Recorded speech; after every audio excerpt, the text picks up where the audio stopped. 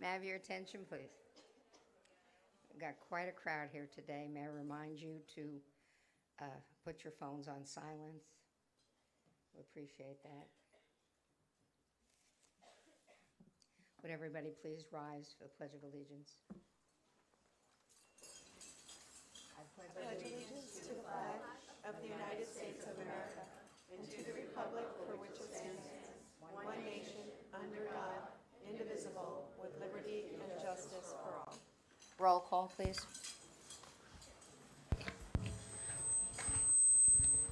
Mayor Paul. Here. Vice Mayor Hatton. Here. Councilmember Whitman. Here. Councilmember Starkey. Here. Councilmember Lewis. Here. Mr. Lemack. Here. Mr. Lewis. Here. Mr. Holste. Here. Mr. Weinthal. Here. Mayor, you have a quorum. Thank you very much. Before we proceed, I would like to take a moment of prayer. We lost a very dear friend last night.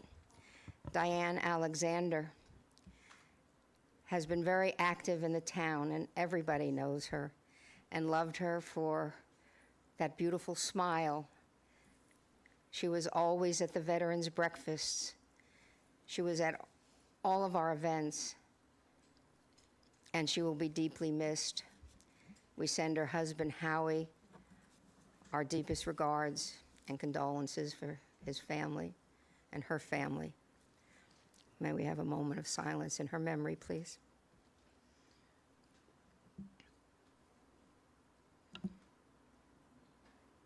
Amen. Thank you. Is Mayor Brown here yet? I don't think so. That was number one item. Eduarda's here, and we're just going to wait on that until she arrives, okay? We're going to take number 2 first. Let's talk business. And the presentation will be made by Cameron Tippett, the Public Relations Assistant.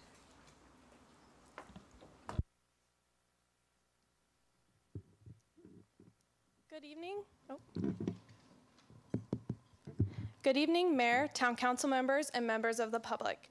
My name is Cameron Tippett, Public Relations Assistant for the Town of Davie. I am pleased to recognize tonight's 2025 first quarter Let's Talk Business recipient, the Wild Mug Coffee Bar. The Let's Talk Business program grants us the opportunity to recognize local Davie businesses at our town council meetings and spotlight the great services they provide in our community. Located at 11476 West State Road 84, between Hiatus and Flamingo, the Wild Mug is more than just coffee in a cup. The Wild Mug opened on November 15th, 2023, and aims to bring happiness and delicious flavor to its customers through high-quality coffee and carefully crafted and baked empanadas. The Wild Mug's unique branding shines through every aspect of the business, from the colorful jungle-inspired murals on the walls to the details of their hand-painted empanadas and Wild Awake stickers. As a regular customer and coffee lover, you'll never grow tired of this coffee shop, as there's always a new seasonal drink or dessert to try. I hope you all enjoy this short video showcasing the Wild Mug and what makes them extraordinary to the town of Davie. Hi, I'm Fausto from the Wild Mug, and let's talk business.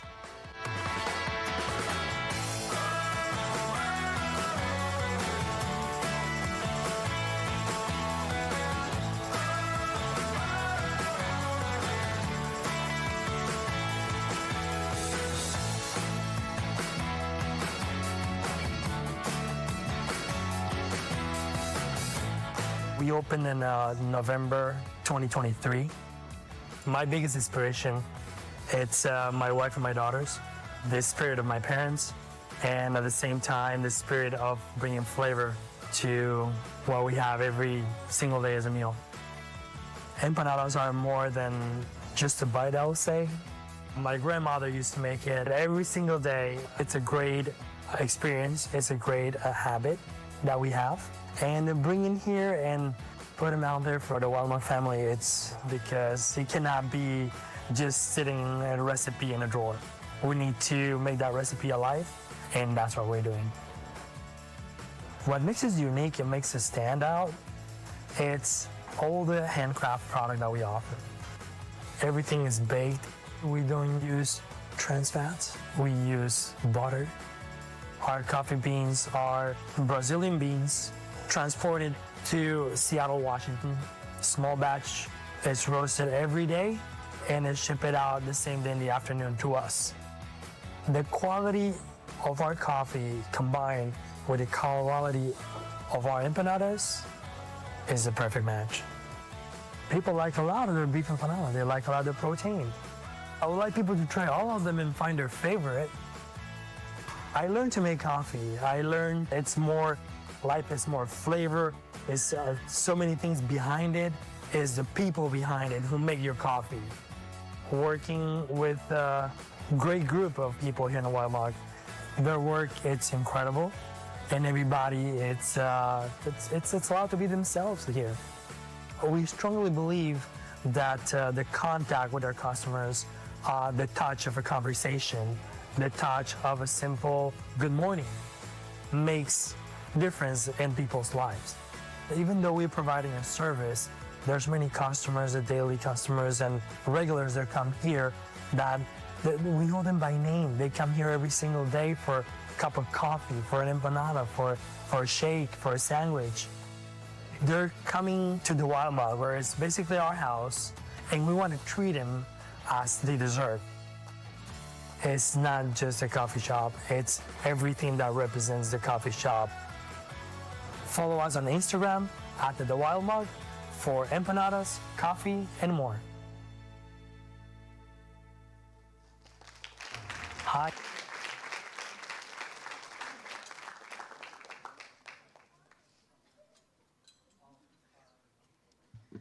Now Fausto is going to share a few words with you guys. How are you, buddy?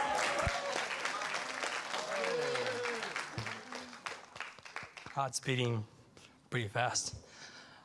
Thank you so much to the town of Davie, council, mayor,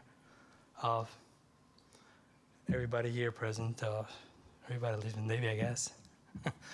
So I want to thank my wife, the reason for everything that we do, both of us, our two daughters, Isabel and Lisa. You guys are growing, and it's amazing. All the people, the great people behind the Wild Mug, Sebastian, Josie, Annarella, Abby, Kevin, another great special Rick. Thank you in recognition to my mentor, my father, back there. Dad, love you. Come, stop by. Then you will see the difference what not just the video says or what I said about it. Please stop by. Everybody's invited there to get a good cup of coffee, fresh drink, and empanadas. They're great, so you gotta try. Thank you so much to the Thank town you. of What are your Davie. hours of operation? We open Monday to Friday from 8 to 6, Saturday from 8 to 4, and Sunday from 8 to 2, 7 days a week. So Great. there's no excuse. Congratulations. Thank you so much.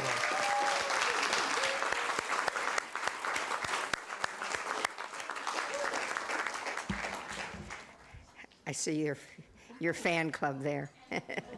That's wonderful. Thank you. Okay, we have wonderful guests today. We have Mayor Peggy Brown, the mayor of Weston, who's also the Florida League of Mayors president-elect, and she's here to make a very special recognition and awards presentation. Thank you, Mayor Welcome. Paul. Mayor Paul, county commissioners, city attorney, city manager, and the rest of the town of Davie staff. Thank you for allowing me to be here. I stand here before you as a representative for the Florida League of Cities and, more importantly, the Florida League of Mayors, which Mayor Paul is also a member of, and we enjoy having her in our group. Tonight, I'd like to welcome up to the podium Edward Malisque. Edward, right here. What a great crowd. So, am I allowed to read the proclamation? It's not terribly long, if you'll give me a moment. So, why am I here? Among over 2,000 applicants of young people in our state of Florida applied and sent in their letter, "If I Were Mayor." And I'm proud to announce that our second place winner in the state of Florida, that's the entire state, is your very own resident. And so I want to read this resolution to you. It's a resolution of the Florida League of Cities and the Florida League of Mayors recognizing Edward Malascu as the second place winner in the 2025 League of Cities and Florida League of Mayors If I Were Elected Mayor contest. Whereas Edward Malascu is the second place winner of the If I Were Elected Mayor contest, and whereas the Florida League of Cities and the Florida League of Mayors have joined together to teach students and other citizens about municipal government through the If I Were Elected Mayor contest. And whereas the contest was available statewide to all 6th, 7th, and 8th graders in a Florida school, and whereas more than 2,000 essays from across the state were received, with only 3 winners selected from that number. And whereas this essay wonderfully described what Edward would do to make the community a better place to live if Edward was elected mayor. And whereas Edward's excellent essay provides yet another opportunity to convey to all the citizens of Florida that they can shape and influence government through their civic involvement. And whereas through this contest, Edward is offered an important opportunity to better understand the community and gain more invaluable insight into what Edward's role could be in shaping the future of Florida's municipalities. Now, therefore, be it resolved by the Florida League of Cities and the Florida League of Mayors that the Florida League of Cities and the Florida League of Mayors do hereby support and honor Edward as the second place winner of the 2025 If I Were Elected Mayor contest. That the Florida League of Cities and the Florida League of Mayors encourages all Florida citizens to join in the recognition and celebration of Edward as the second place winner of the 2025 If I Were Elected Mayor. That the Florida League of Cities and the Florida League of Mayors hereby support and encourage all citizens to continue to learn about and be involved in the activities of their municipality. That Edward is hereby congratulated for the many accomplishments, and that a copy of this resolution be presented to Edward with a sincere appreciation of the Florida League of Cities and the Florida League of Mayors, dated this day, 21st day of May 2025. So on behalf of the Honorable Michael Blake, President of the Florida League of Cities and Mayor of Cocoa, and on behalf of the Honorable Nancy Miller, President of the Florida League of Mayors and Mayor of City of Daytona Beach Shores, and myself as the President-elect of the League of Mayors for the state of Florida, do hereby award and congratulate you with this resolution.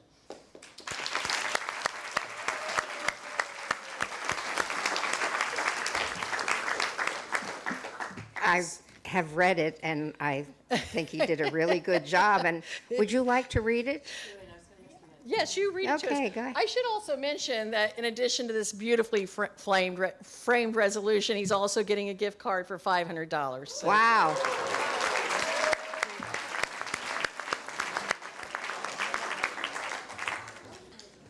If I were elected mayor, it would be a great honor to serve the people in my community, who have entrusted me to represent their interests and make critical decisions on their behalf. The first thing I would focus on coming into the job is to ensure there are adequate channels of communication with my community to share their needs, ideas, and perspectives. Regular communication through town hall meetings, online platforms, and frequent public appearance would make me build trust and strong relationships with my constituents.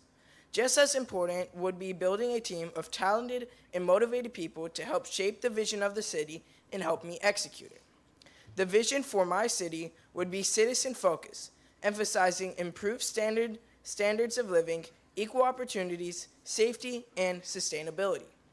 As mayor, I would use the power home rule provides us. Together with my team, we would implement a local housing program meant to support low-income families because 15% of the people in Fort Lauderdale are homeless.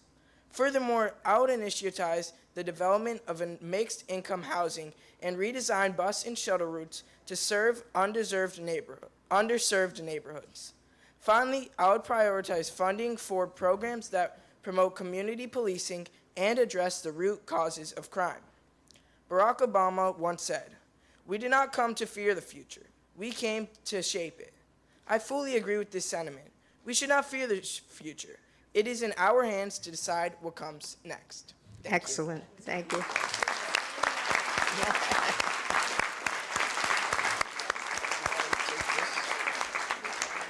Congratulations. Good job.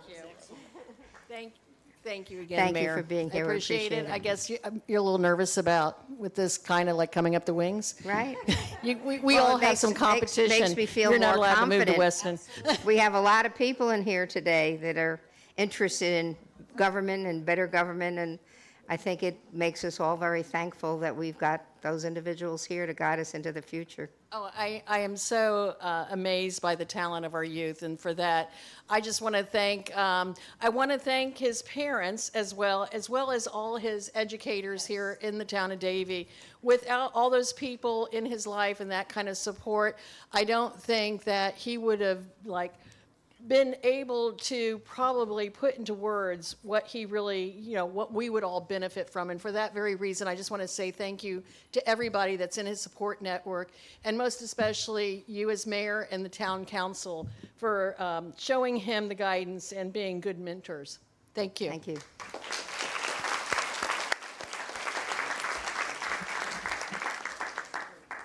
We can have you put on your calendar. We'll get them out to our community forums next year.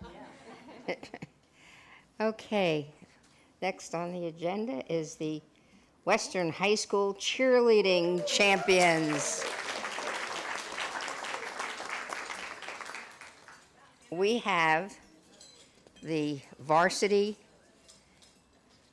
cheerleading team here with their medals and everything. I'm going to read off your names.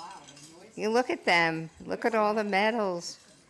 And you'll all be receiving certificates, and we look forward to welcoming Varsity Gold. Yes. Abby Dunn, I hope I pronounce your names all right.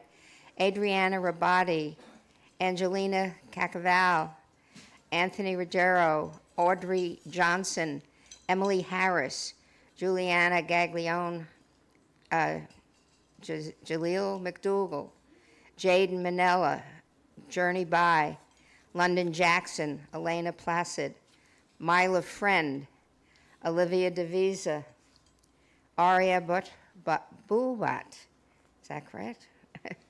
Yal Schwartzman, Zoe King, Anna Granville, Mason Cooperman, Jaden Diaz, Lalani Almodovar, Stella Cooperman, Lauren Bowlby, Sage Beauregard, Jayla Deligio, I thought I said that name already, Evelis Valencia, Lyle Levy, Gabby Wild, and Caleb Dulaney.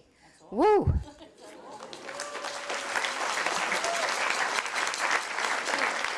I also want to recognize their coaches, Coach Carrie Norton, Coach Christy Warren.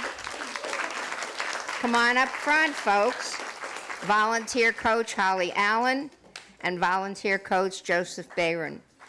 Come on, show us those trophies. I saw someone was holding a trophy. Show that to us.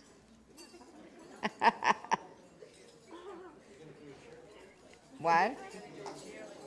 Oh, you're going to do a cheer for us? Is that what I heard?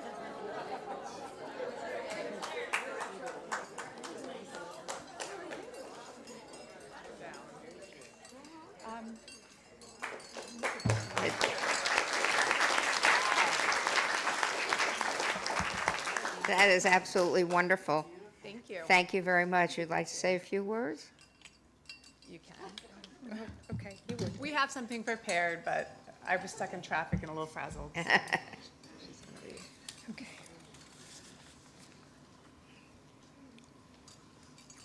Good evening, Mayor Judy Paul, council members, and everyone here tonight. We're excited and proud to speak on behalf of an incredible group of student athletes who have brought not only trophies back to Davie, but also the whole pride of our community. The Western High School competitive cheer team has had a season to remember. Through hard work, dedication, and an incredible amount of team spirit, they earned first place in the state of Florida in the small co-ed division. That's no small feat to speak to the strength, discipline, and talent these athletes bring to the mat. They didn't stop there.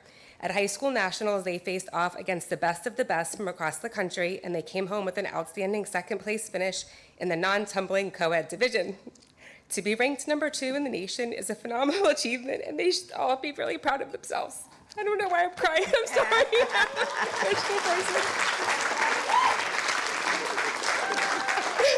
I'm crying. What stands out most about this team isn't just their wins, it's about the heart behind them. These students put countless hours of training, they push each other to support each other, and most importantly, they truly love what they do. That passion shows every time they step on the mat. A special thanks to all of our coaches, our parents and families who cheer from the sidelines and supported us every step of the way. And to every member of this team, thank you for showing us what determination, teamwork, and love for your sport can accomplish. Western High School cheerleaders have represented Davie with pride, and we're all better for it. Congratulations to an incredible season, and we can't wait to see what they do this year. Yeah. I don't know why I'm crying. Thank you. So, we getting a cheer? Hip, hip, hooray. How do you start it who's the person that starts the cheer?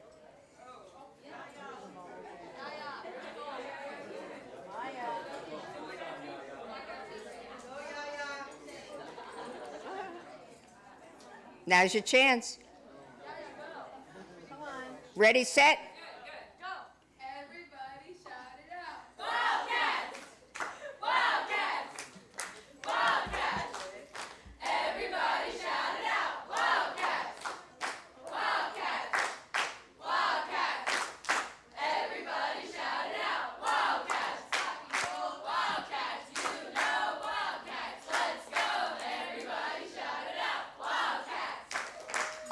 Yeah.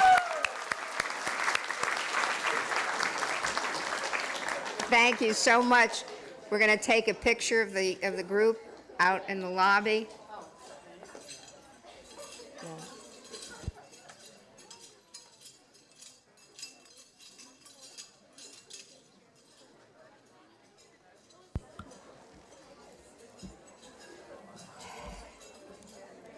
Listen to those medals.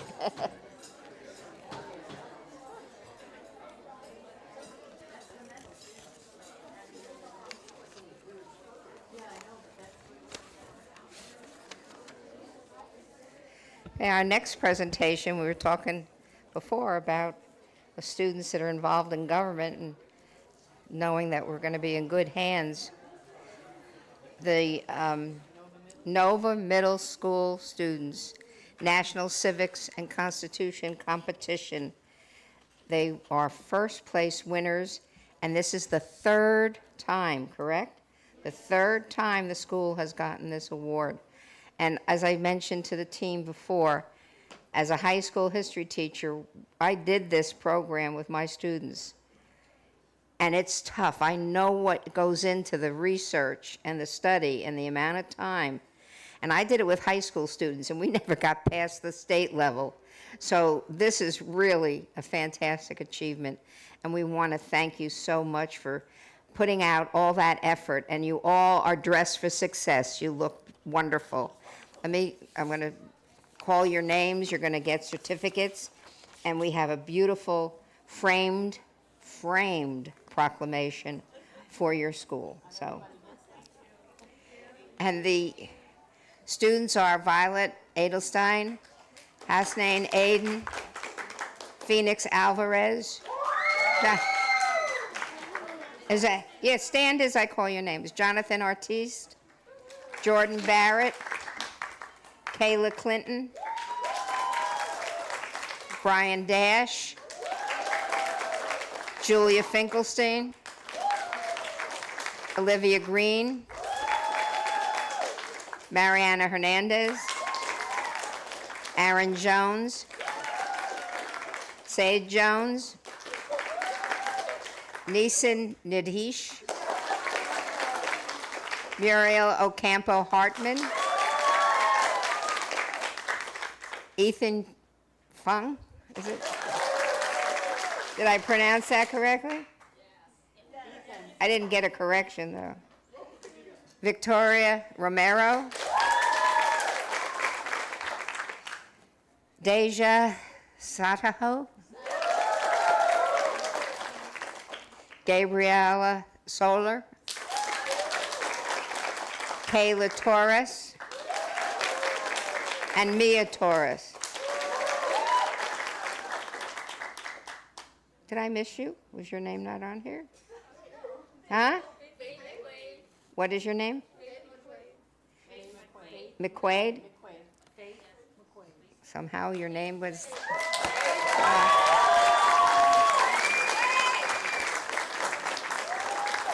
And a special recognition to the coaches, Kristen Murphy and William Murphy. I have to have your picture. Here we go. This is important.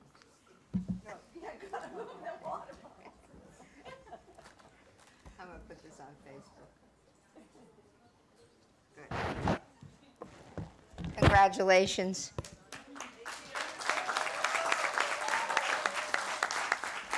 And we're going to have a picture as well of the group, and that will go on our webpage. And I'll also be putting it on my Facebook page. So, Mr. Lemack would like to present the proclamation to the coaches. Was there a second coach? Yeah, Kristen Murphy and William Murphy. Oh, okay. My husband couldn't make it. Would you like to say a few words? Sure. All right. Thank you.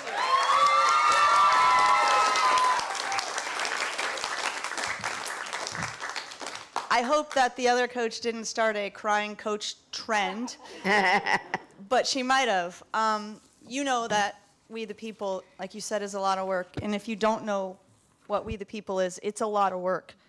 Each of these kids had to become an expert in an area of the U.S. Constitution, and they have to prepare an opening statement answering a series of questions related to timely issues in our country. For example, birthright citizenship. Anything you see in the news constitutional related, they have to become aware of everything happening, and then they do their delivered 4-minute opening statement, and then for 8 minutes, each of the 6 groups gets questioned by constitutional scholars from around the country, and they're questioned about the topic, but they have to be able to incorporate the sections of the Constitution, current events, historical events, statistics and data, quotes from founding fathers.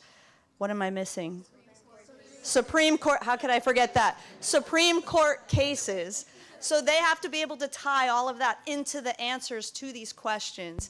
And to tell you that they work hard, I don't think I could emphasize it enough. They have me an hour and a half every day, and then they would get on Zoom calls with my husband and I a couple times a week for 3 hours each time. And then we took a train up to DC, and it's a 22-hour ride, and they slept for about 6 of those hours, and the rest they studied, just nonstop. And then they got to the hotel, and we're like, you got to go to bed. And they're like, but can somebody meet us downstairs at 6 to study some more, right, chaperones? Aww. They wanted to keep working, and it ended up paying off. So thank you, and thank you, and thank you to the parents. And I couldn't do it without my husband, who's a local attorney here, and he works for nothing, giving his all to do this for the kids. So Thank you so much. thank you for recognizing that.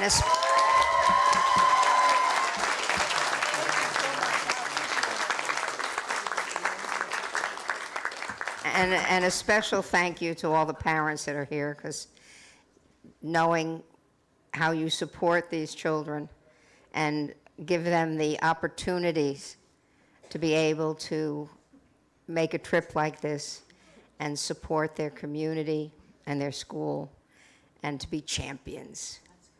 We are the champions. Is that your theme song? Great.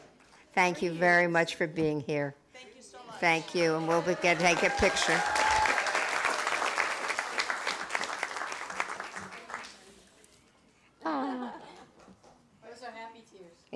Thank you. Okay. You going to stay for a while, or shall we just pause for a second so you can go out and take your picture? Yeah, we'll go out so we don't. Okay. What are you going to do for a follow-up? Do it again. You gotta find a creative way to say 4P. 3P Okay. or something. Fingers crossed. Okay, no. Thank you. Take care.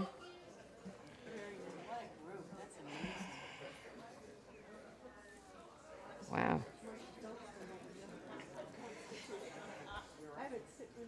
How do you follow that? Our next item is the 2025 Bell Seal Award for Mental Health.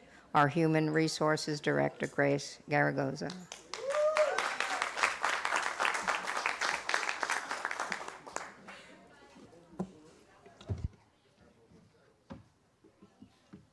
Good evening, Mayor, Vice Mayor, Town Council, Administration, and members of the public. My name is Grace Garagozo, Human Resources Director. And with me this evening, I have Jessica Ginter, our Human Resources Coordinator. Since May is Mental Health Awareness Month, we have some exciting news we wanted to share with you all. Mental Health America is the nation's leading nonprofit organization that promotes mental health, well-being, and illness prevention. The Bell Seal for Workplace Mental Health, which is led by Mental Health America, is a national certification program that recognizes employers committed to creating mentally healthy workplaces. To receive a designation, organizations are to complete a rigorous evaluation of their workplace policies and practices in 5 areas: workplace culture, benefits, wellness programs, legal compliance, leadership, and community engagement. We are proud to announce the town of Davie has been recognized for Mental Health America's 2025 Silver Bell Seal for workplace mental health.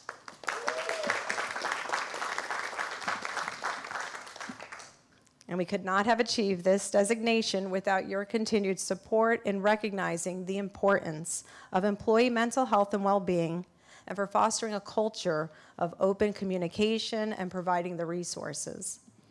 And one of the reasons we received this designation was due to the implementation of the Behavioral Health Manager that in October of 2024, this town council approved, which was Valor Professional Services to fulfill that role. If I may, I would like to invite up the owner, Kenneth Kronheim, and his colleague, Dr. Vince Van Hasselt, to give a brief update of the time that they've been with the town of Davie.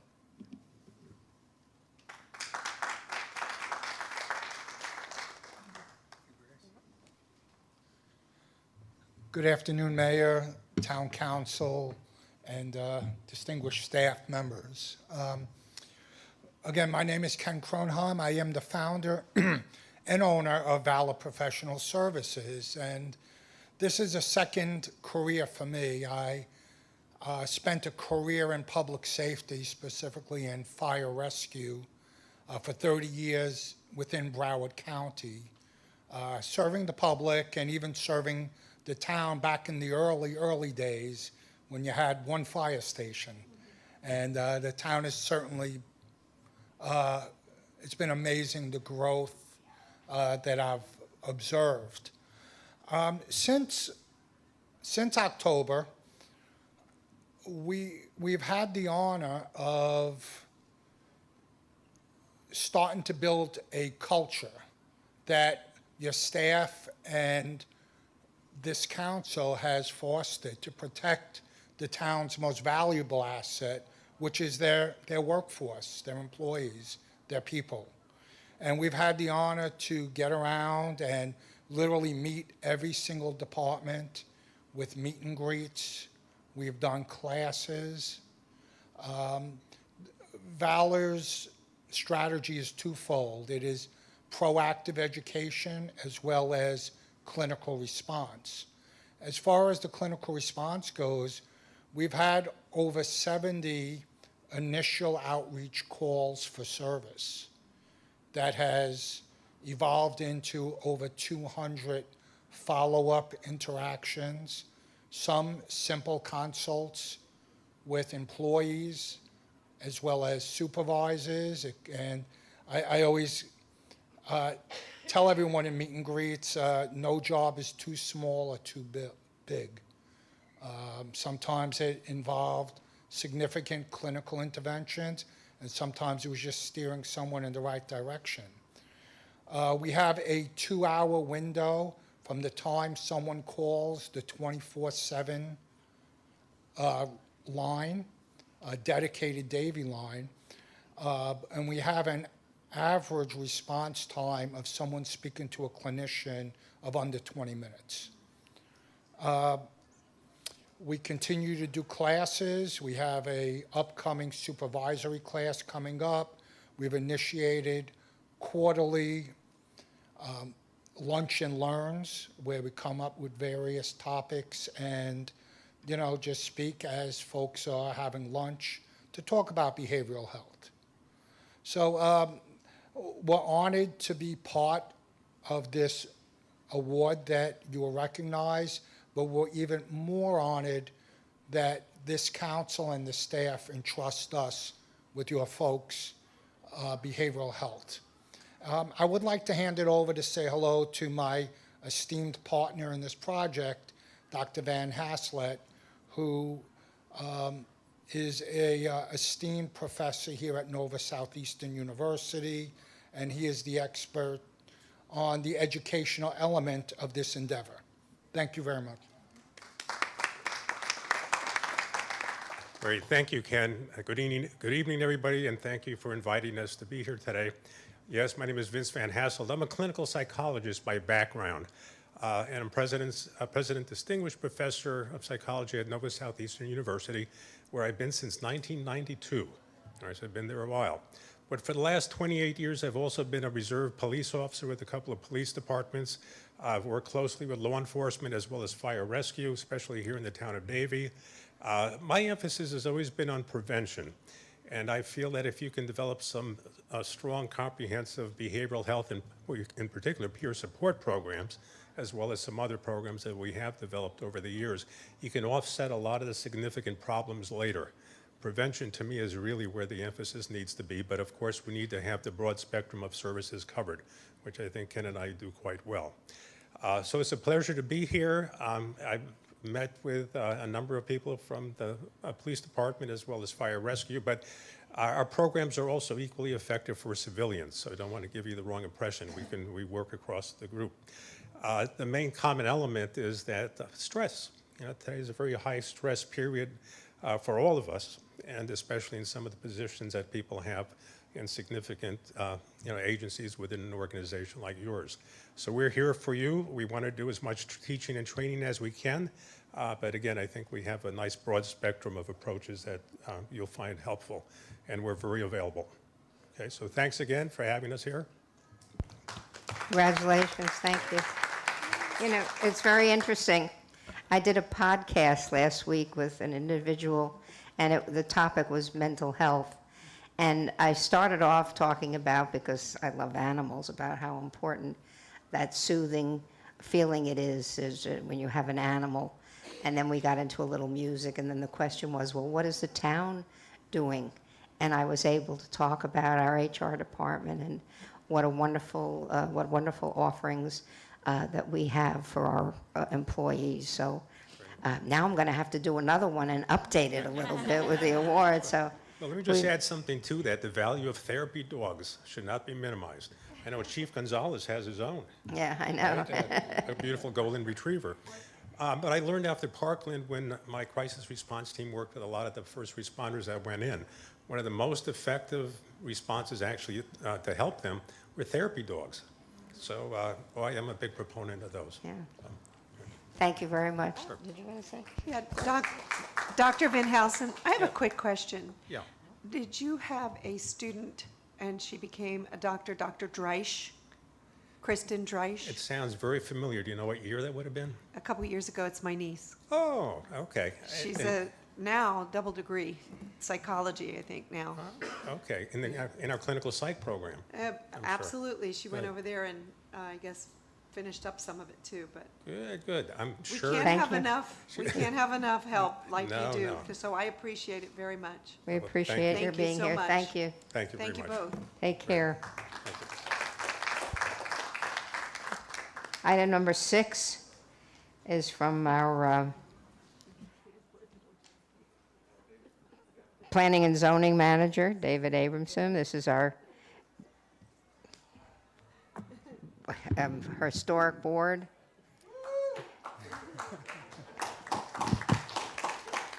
You're very historical, David, so. And we have a member of the board here with us tonight. Yes, I have Jim back there supporting me and through this. Good evening, Mayor, Council, Administration, members of the public. David Abramson, Deputy Planning and Zoning Manager. Under the direction of this council, the Davie Heritage Marker Program was created to help raise awareness of the town's unique cultural and history. Each year, the town selects a local resource that is at least 50 years in age, increases the quality of life, and assists in preserving the area. It's my pleasure to present to you this evening the 2025 Davie Heritage Marker recipient.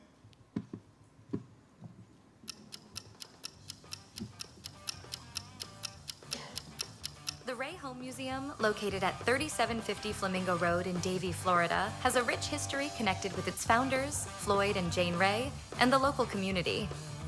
Built in 1933, the house served primarily as a second home for relaxation and entertaining their business associates. This one-story vernacular-style wooden dwelling has retained its architectural integrity with minimal renovations over the years. The house includes exterior walls covered in wood siding, framed windows, and a gabled roof covered with shingles. The entrance is located on the west side and is accessed through a covered porch that extends from the dwelling's roofline. Floyd and Jane Ray arrived in South Florida in the 1920s and were interested in the area's horticultural potential. They purchased hundreds of acres of land in Davie, including Long Key, where they built this house. The land was later transformed into a citrus orchard known as Flamingo Groves. A portion of this grove featured botanical collection of rare tropical plants and trees and was later renamed Flamingo Gardens. The house has since been restored to reflect the style of a typical South Florida country home from the 1930s, allowing visitors to experience the charm of that era in the town. And that's the time. Thanks for watching Marker Minute.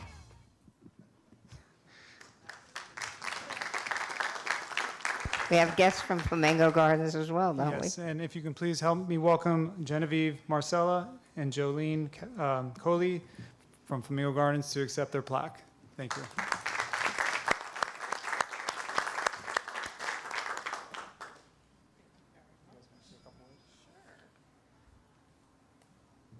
My name is Genevieve. Can you hear me?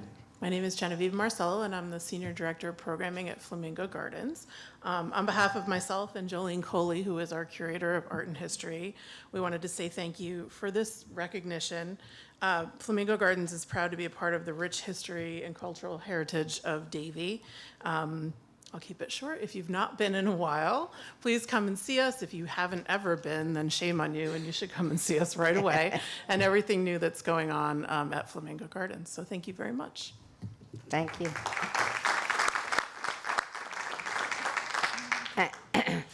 Thank you. I'm Jolene. I'm the curator of art and history, and it's an honor to be a steward for such an important part of Davie history. Thank you. And I just wanted to mention, so I'm not going to pull it, an item on our consent agenda is the Historic Resource Survey, which I looked at, and it's beautiful. It was done very, very well, and we appreciate it. And everything was recognized very nicely. Appreciate it. Thank you. And last but not least on the presentations, which I've been waiting for with bated breath, you can imagine. We're going to have an update from Kaufman Lynn and Song Associates on the Davie Town Hall. I guess Phil's starting. Yes, I'm going to do just a brief hello and introduction. Philip Holste, Assistant Town Administrator. Good evening, Mayor and Council members and administration. I just wanted to introduce the team that will be presenting tonight. From Kaufman Lynn, we have Nathan Coker and Randy Perez. And then from Song & Associates, we have Jill Lanigan. So at this point, we're going to be showing you the 80% update on the project. I just want to let you know you may not see active development going on there. We've actually started a tree pruning, which is the first step in the process of construction, because we're going to have to relocate some of the trees. So I'm watching. Yes, I know. But that's the first step of many steps that'll have to occur before we actually start vertical construction. But I just wanted to share with you that it has started on the site. You may not see it actively going on when you drive by, but it has begun. So I just wanted to start with that, and then I'll be turning it over to Jill for the remainder of the presentation. Thank you.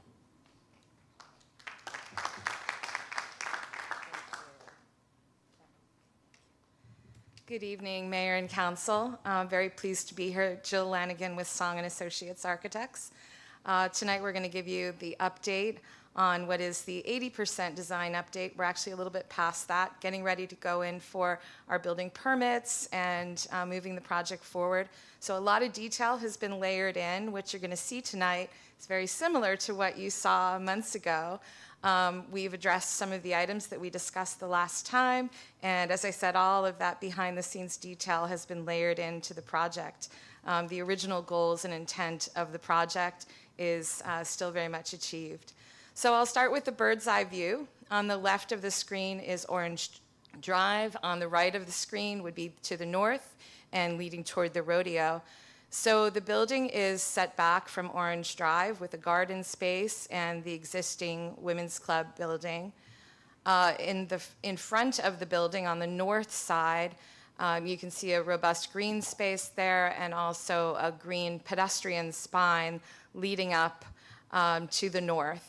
The building is an L-shaped building with the council chamber volume on the ground level, which you'll see there in the round-shaped space. The pedestrian spine that I mentioned actually separates two sides of the parking area. On a daily basis, the east side of the parking with its roundabout for drop-off would serve the public, and the west side of the parking would primarily serve the staff. During events and things like that, it can all be accessed by the public. Along the pedestrian spine leading to the north, you'll notice the History Pavilion, which is a wonderful historic pavilion. You'll see more in the upcoming slides. And along that spine, we also have infrastructure that could support events like green markets, food trucks, which you see depicted here in the rendering, art fairs, and things like that. So really making use of the whole site on this project. When we come down to the ground level view, this is looking toward the building, toward the council chambers, and along that drop-off drive area. Now, in this, we're depicting in the center of the circle a horse sculpture. This is really just a placeholder and an artist's rendering at this point. The staff is working closely with your art department, and they will be bringing you options and ideas for that in upcoming meetings. So really just a placeholder at this point. Beyond, you'll see the the front entry of the building, which we talked about at length in our last presentation, about making that more of a historical piece related to the history of Davie and the Western architecture that makes it so unique. So we'll come in a little bit closer here. You can see the front steps leading up below that wonderful historic entry piece that leads you then into a very modern lobby inside the building. The steps on each side also have very graceful curving ramps that bring you up to what will serve really as a sort of front porch feel to the town hall, along with the split rail fence and other elements that really hearken to that Western motif. And we get the straight-on view here. You can see that entry pavilion has developed in more of that historic character.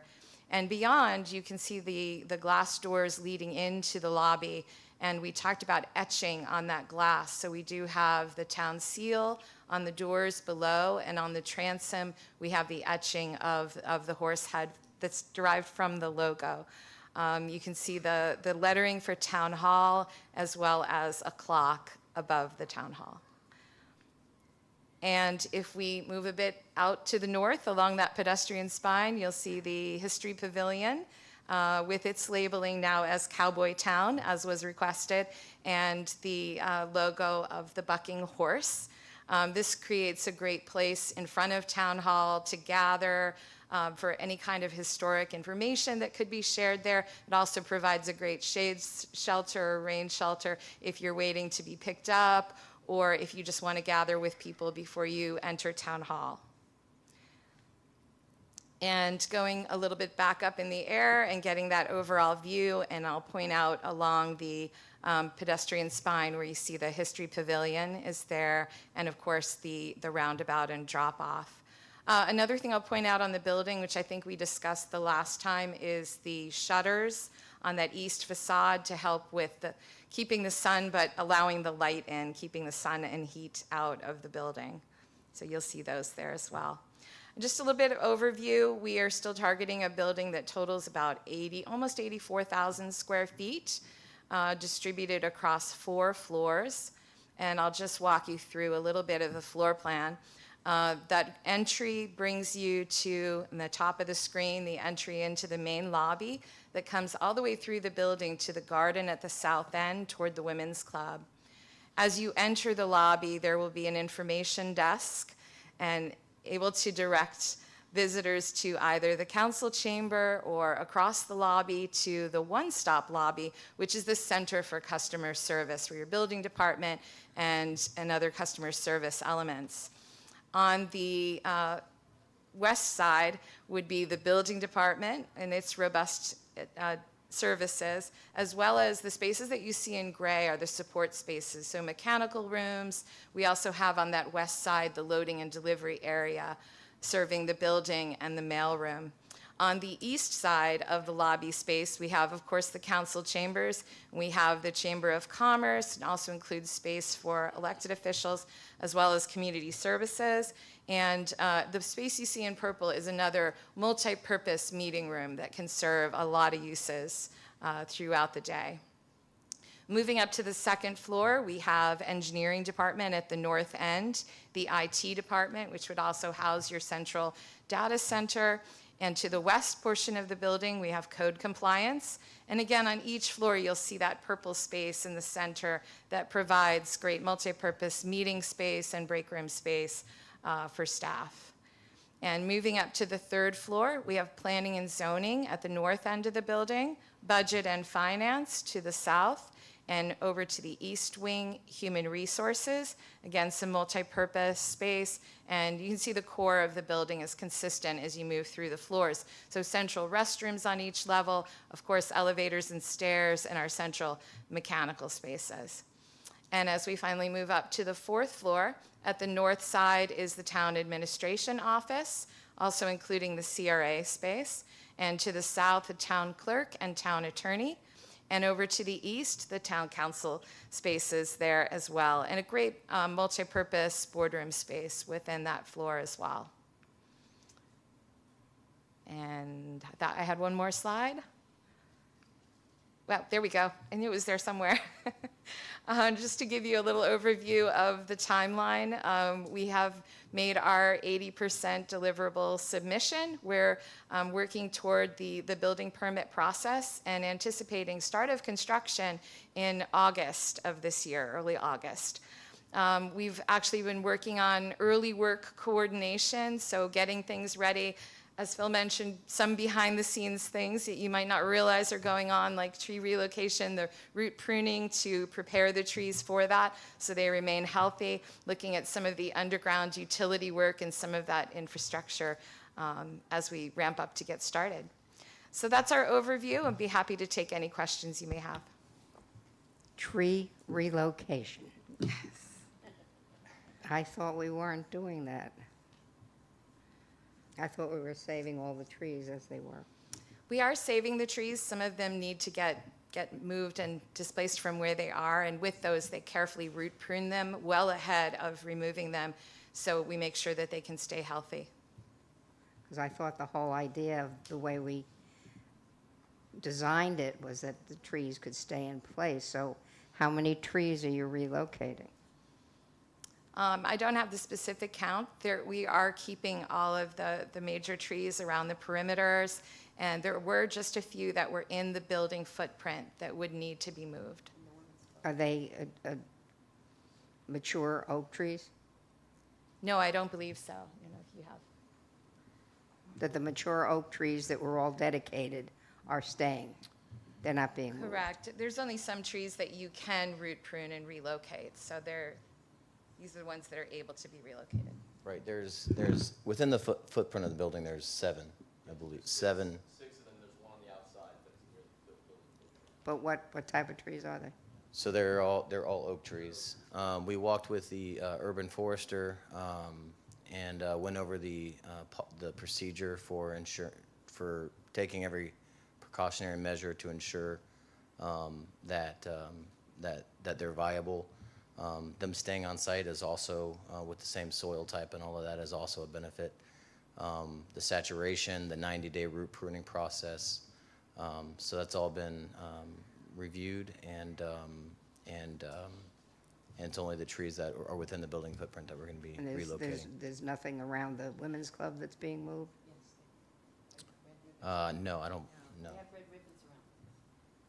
No, the 7 that I'm referring to are within the building footprint. Okay. Yeah, In the center of the site. in the center of the site that have to be moved. I'll have to before come by and take a look. We welcome you anytime, Ms. Okay. Mayor. Yes.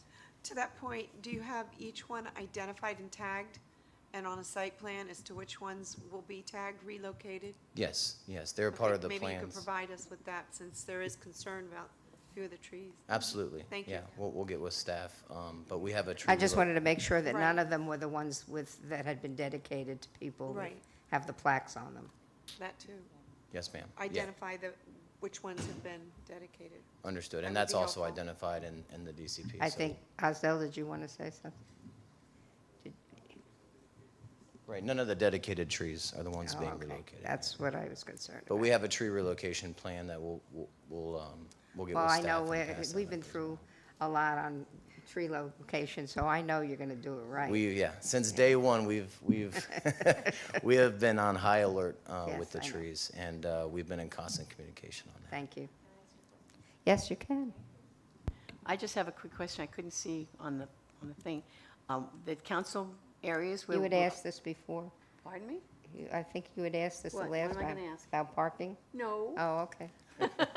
You can't read my mind. You tried. I but you can't. tried. The council areas where, I guess where our offices will be, are there windows? Yes, I can, oh, it's right there. So you would have windows primarily viewing to the east and south. There's also a balcony at that level that comes Okay, out I from was the just- boardroom room. I was just And- curious if there were going to be windows in the office, because Oh, I yes. can't stand in an office. Absolutely, yes.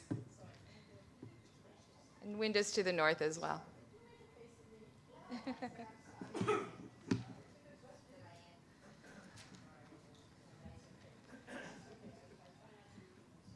Through the planning in all of the departments, we really prioritized bringing natural light, not just to offices, but to the larger work areas. It's very important to have that.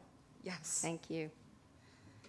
Important for that mental health you were talking about previously, right? Yes. Thank you. I have a Michelle?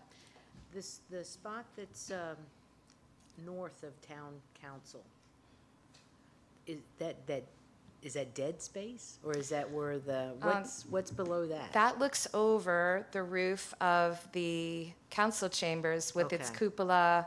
And if you remember from the rendering that, if I can get back to one, that looks over that roof shape of the council chambers. And of course, Some you know, people might have views a view beyond. of the rodeo arena from. Yes, Yes. absolutely.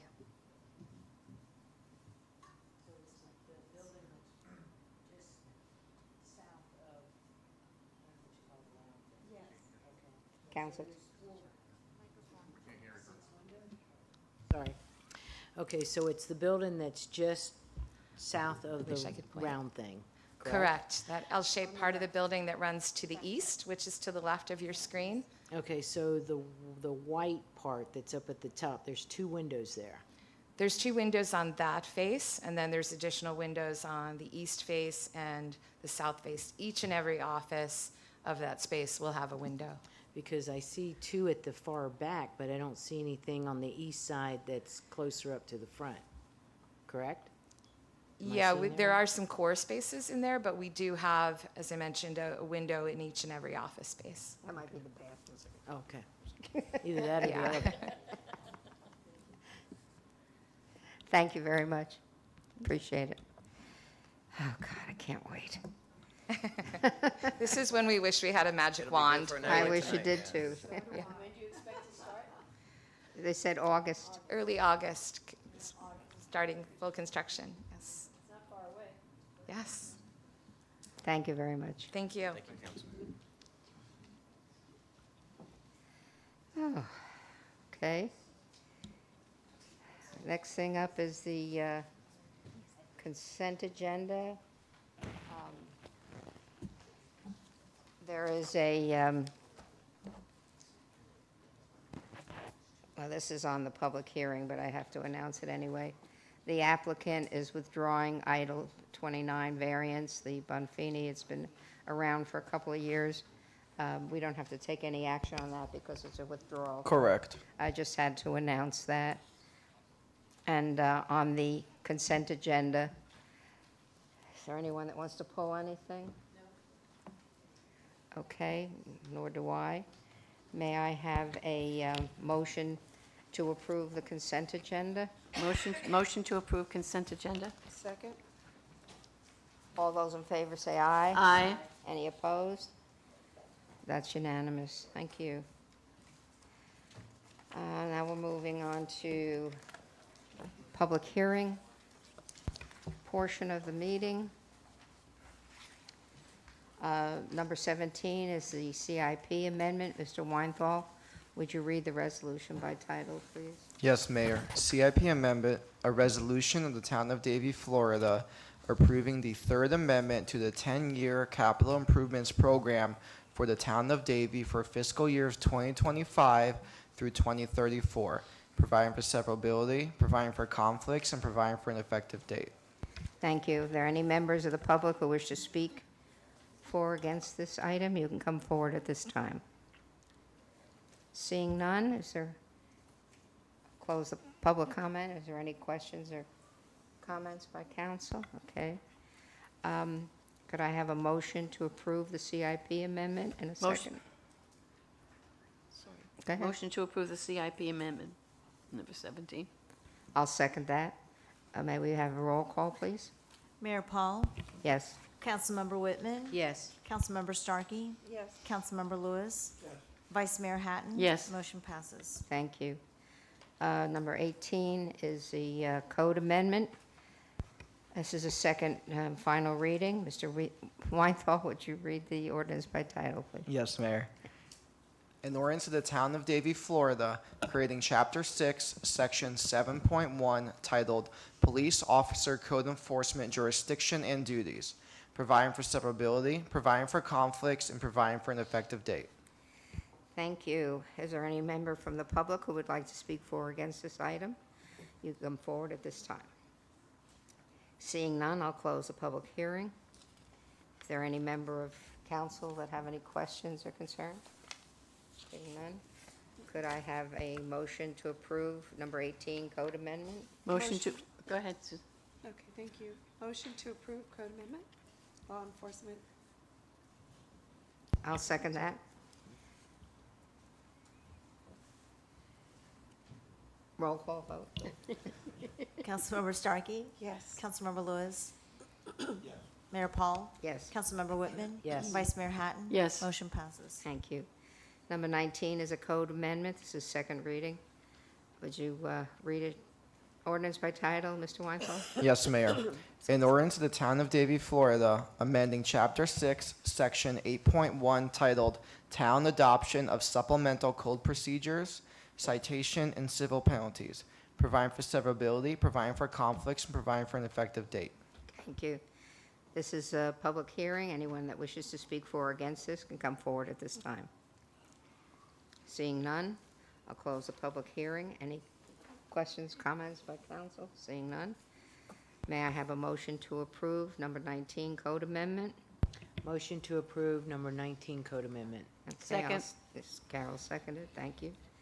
Town clerk, would you do a roll call vote, please? Vice Mayor Hatton? Yes. Councilmember Whitman? Yes. Councilmember Lewis? Yes. Councilmember Starkey? Yes. Mayor Paul? Yes. Motion passes. Number 20 is a code amendment.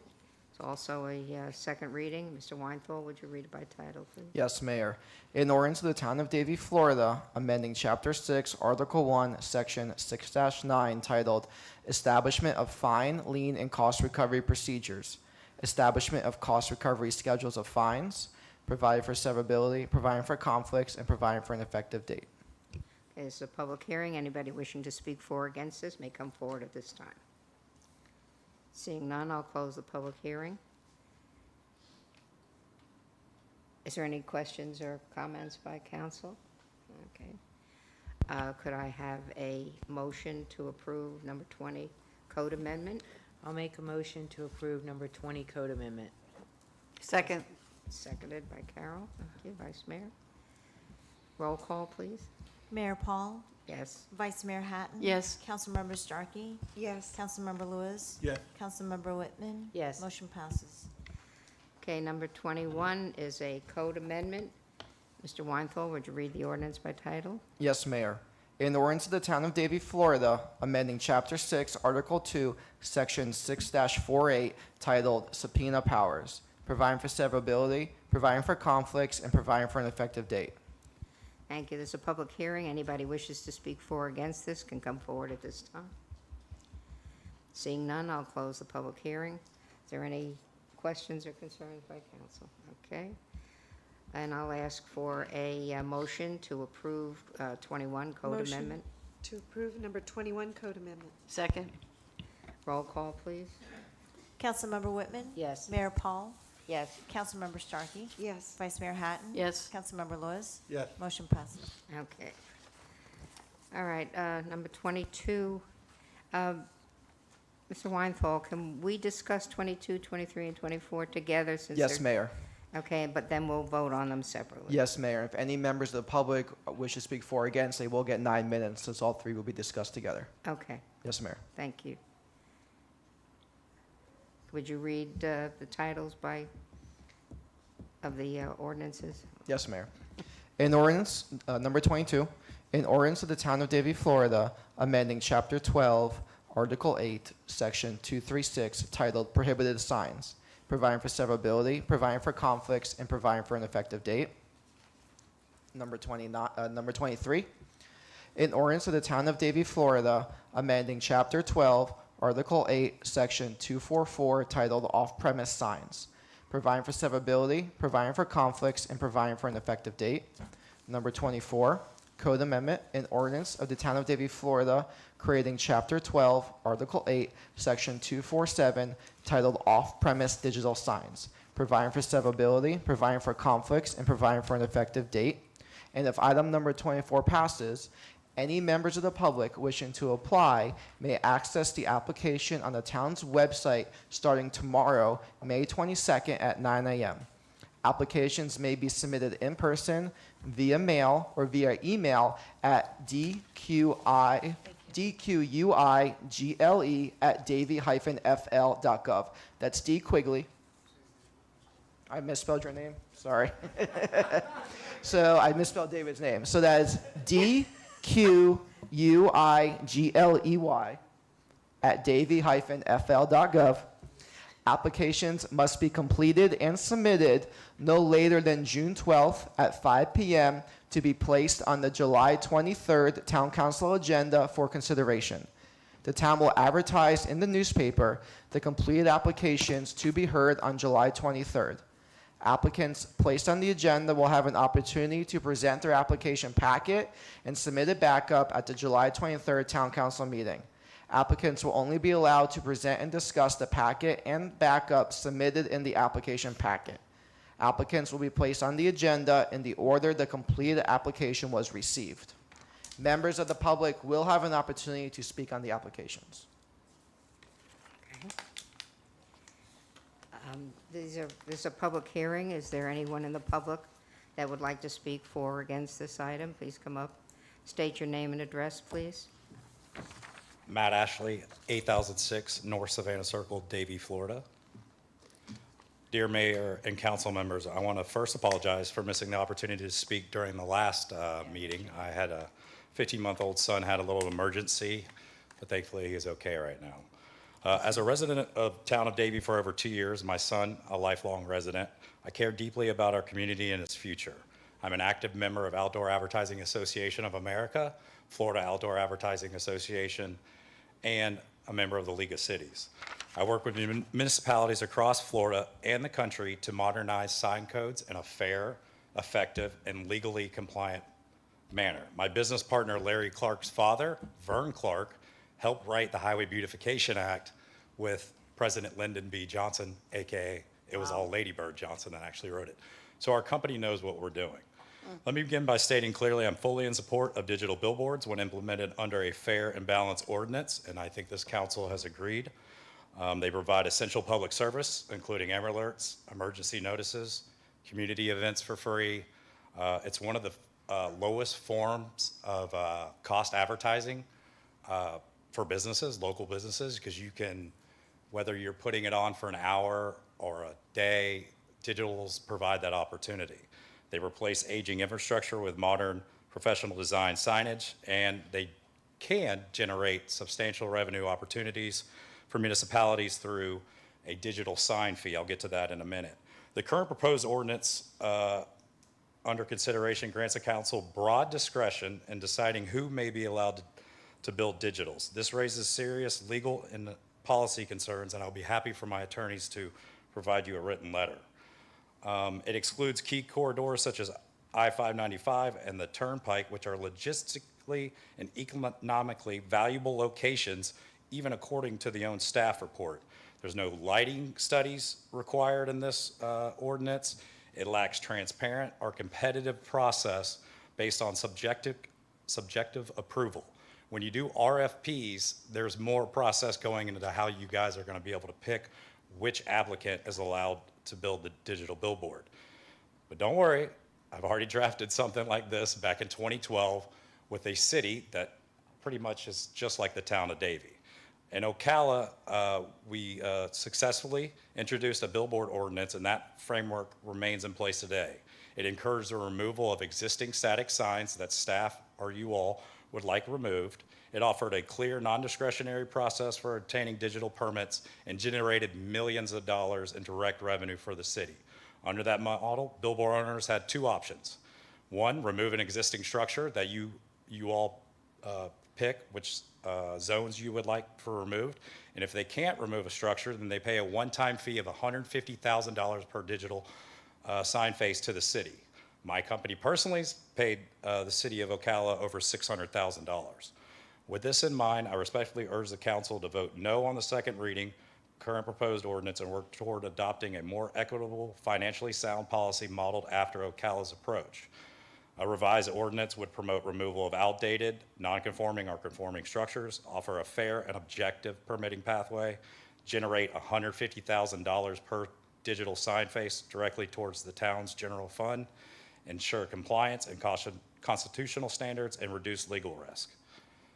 As someone deeply invested in Davie's success, both professionally and personally, I would happy to assist staff in preparing those proposed ordinances and provide a copy of Ocala's framework for reference and get this back in front of the council as soon as possible. Thank you for your time, your public service, and thoughtful consideration.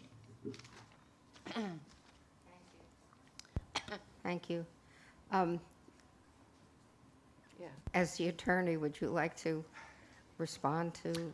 Yes, his Mayor, claim? and I am aware of the email that was sent out. I worked with outside counsel on drafting the ordinances before you. We are confident that the ordinance presented before you are legally sufficient.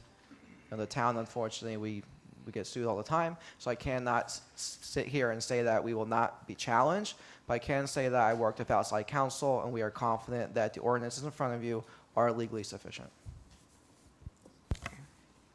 Is there anybody else that would like to speak in the audience? And then I will close the public hearing and leave it open, and I'm sure Councilwoman Starkey is prepared to speak. Thank you.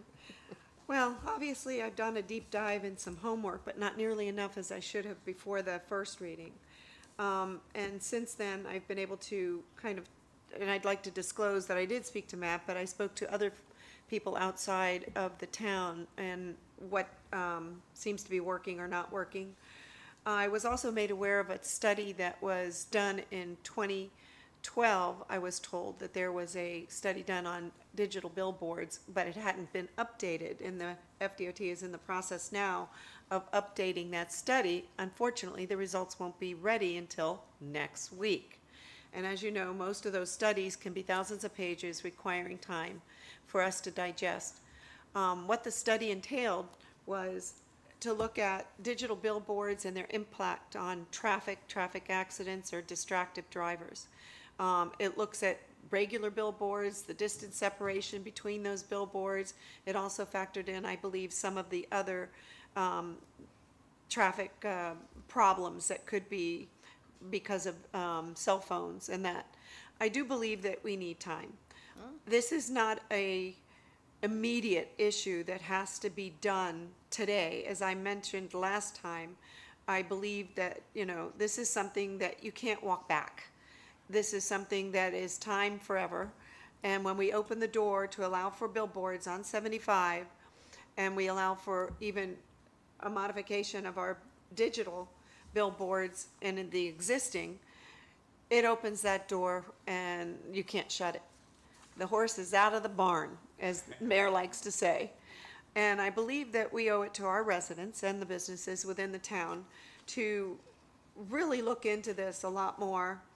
I've talked to residents, and I know residents out in Highland Ranches and in Hawks Bluff, Shenandoah, Riverstone, all along the 75 corridor and Ivanhoe, that fought vehemently to keep these billboards off of 75.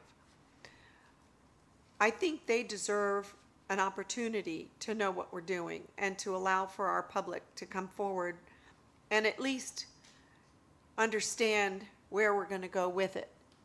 I know there's restrictions built in and alleged safeguards that are built in, but it still opens the door. And I think it may modernize, but then it also, to me, until I see a study that's peer-reviewed as well as proven, new updated study from the 2012 study, I think we owe it to our residents and businesses to make sure that we have all the facts before us. I do not believe we do. I believe that there's a lot more information out there that we need to garner. I believe there's a lot more homework we all should be doing on this issue to make sure and ensure that we are well-grounded and that we're doing the best we can for our residents. Matt brought up a very good point with the Ocala ordinance. We all received that email as well. I'd like to review that as well and see where that is and how it compares to what we can and cannot do, and have our town attorney look at this as well. If what you said in previous meetings is that you want to modernize and you want a revenue generator and you want to use it for the purposes of notifications for emergencies and such, then I think we really need to kind of tweak it and do a little better job of it. One of the things I also asked, because I had asked at the last council meeting, and I was really perplexed, on how this thing came about. And I couldn't understand, when the council had fought it for so many years, how all of a sudden it's now before us. And it troubled me. And I asked questions at the council. I asked questions at the council briefings. And each time I was told that, no, there's no applicant that is out there trying to come forward with this. And I was also told and assured that, no, it just is something we think we should do. Well, outside sources have also told me that's not true, because they know for a fact that there are people out there right now who have and will be wanting to apply for and have inquired on those very issues, which has prompted everybody to want to do this. So I've asked for a public records information. I know the town attorney has also told me that I shouldn't have to ask for because it's the right of my and your position. But if I want to receive it in a timely manner to make a timely decision that is really important on this issue, I think it's important for all of us to have all that information in front of us to make sure we know exactly what we're dealing with and what the background on all this is. I don't fault people in the business community for wanting to come forward and doing that, but I certainly don't want to be told one thing and then find out it was another. So I want to get to the bottom of that. And I really think it's important to find out. It's a matter of trust. And so I'm asking, and I have distributed for public record. I submitted today, whether it was a little late, but I did send it out. I respectfully request that the 3 items regarding the billboards, electronic sign off-premise digital signs, item number 23, 24, and 25 on this 22. agenda. 23, 20. Oh, yeah, that was the last time. 22, please correct that. 23 and 24 on the May 21st agenda be tabled, at least for a month, so staff has an opportunity to fulfill my record in additional information request. I request that it be tabled. I had also requested that public information requests for any and all correspondence, emails, texts, cell phone records, and notes from and to town manager, town staff, a town attorney, mayor, council members, including myself, regarding digital billboards, off-premise signs, off-premise digital signs, and related information pursuant to section 12-244 of the town code. Also, I want to be, to have time to inform these impacted communities that are out there that have expressed concerns over these in the past. I would also like to hold a workshop before we actually schedule the meeting, have a workshop prior to digest a lot of that information, including the new study that's possibly coming out next week, if that's true. I think it's very important that we do this. We don't have to rush for the second hearing. We can either deny it or we can table it for a month and make sure that we have all this information. This is a very big issue over the years. It has always been a very big issue. As you know, it's prompted long and lengthy discussions with our town council members in the past, as well as our residents. And as we discussed in the last council meeting, I understand that this is something that would be historical and that we can't walk it back, basically. So I am requesting a tabling and a workshop and additional information so that we can gather and make an intelligent decision based on that. So you're making a motion. I would make a motion to table for 1 month to the last, what do we have, a meeting in June, or is it the 1st of July? It'd be end of July or early June. Well, the early June won't work because we've got issues that have been tabled for that. So I'm looking it up. what would you suggest, Mr. Lamack? Evelyn? The meeting, there's only one meeting in July. It's July 23rd. I make a motion to table to July 23rd. I think that'll give sufficient time for staff to fulfill my public records request, achieve this, find the study, and for staff to be able to review probably about 1,000 pages of the study. And also get the ordinance from Ocala and possibly some of the other recommendations that we see that might be beneficial to the town if we decide to move forward on that. All right, you're making a recommendation. Give us the number of what you want to table. I would like to table number 22, 23, and 24. You'd have to do it individually, correct? That is correct. Each Okay. item will have to be individual. Do we have any report from staff on this? I'm just It's curious. it's an ordinance.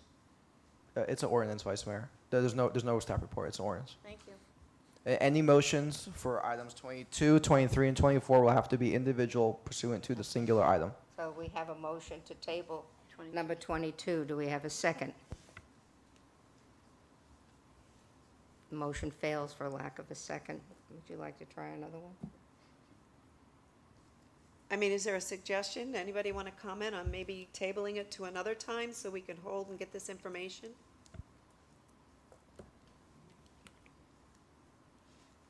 I mean, it's not timely. That's what I don't understand, why you wouldn't. You know, why you wouldn't want to table it just so we can get additional information and probably, possibly work out a better plan that might suit you even more so. Mr. Lamack, would you like to address that? Mayor, I'm not sure what you want me to address. Tabling. That we need more time to discuss this. Can I ask a question? Yeah. I'm confused. You don't want the sign, or you don't want it, the type of sign? There's several things that I think we need to make sure that we're on solid ground for. First of all, I think that some of the information in our backup wasn't correct. It said it hadn't been amended since 1996, when in fact I have a file of it, my homework, that shows that we actually did have it on the agenda. We repealed the 1996 and we enacted a new, stronger ordinance after that. And so that was incorrect. And then there's other things that had, you know, I'd like to make sure that we have all the information in front of us correctly, as well as looking at this new study that may be out and looking at all the real reasons that are behind this, because I really don't quite understand, and I'd like additional information on that as well. But what I'm asking is, was the ordinance for not allowing the sign or for not allowing the type of sign? It's actually amending all three. It's amending the off-premise signs to allow for 2 new signs on 75. It's also allowing for a procedure for old signs to be digitalized, and, you know, under the process of what that could. I don't think it So there's says all several- signs to be digitalized. No, Mayor, that's incorrect. correct. Yeah, That's this is incorrect. not a, There's 3 things that are on this the is not agenda. for digital signs or anywhere else except for the 2 that were proposed for I-75 with significant changes to the distance separation between each sign, could be up to 2, and a significant increase from the separation from the sign to a residential property. Okay, There I are have a no other question, too. proposals for digital signs. I have a question too. First of all, the lighting study, there is nothing in the ordinance that states that there should be a lighting study of the LED spillover lights. Like, we have a lighting study for a lot of developments that come in. And if for some reason it's, and I'll use Riverstone as an example because that's probably where one might go, from what I hear by a builder, is that if it goes there, then You have all this. Riverstone, well, and shouldn't you? That's my point. Every one of you should have had more information. So my point with this, so, I'd like to move forward, making a motion to approve so we can vote on this. This is not going anywhere.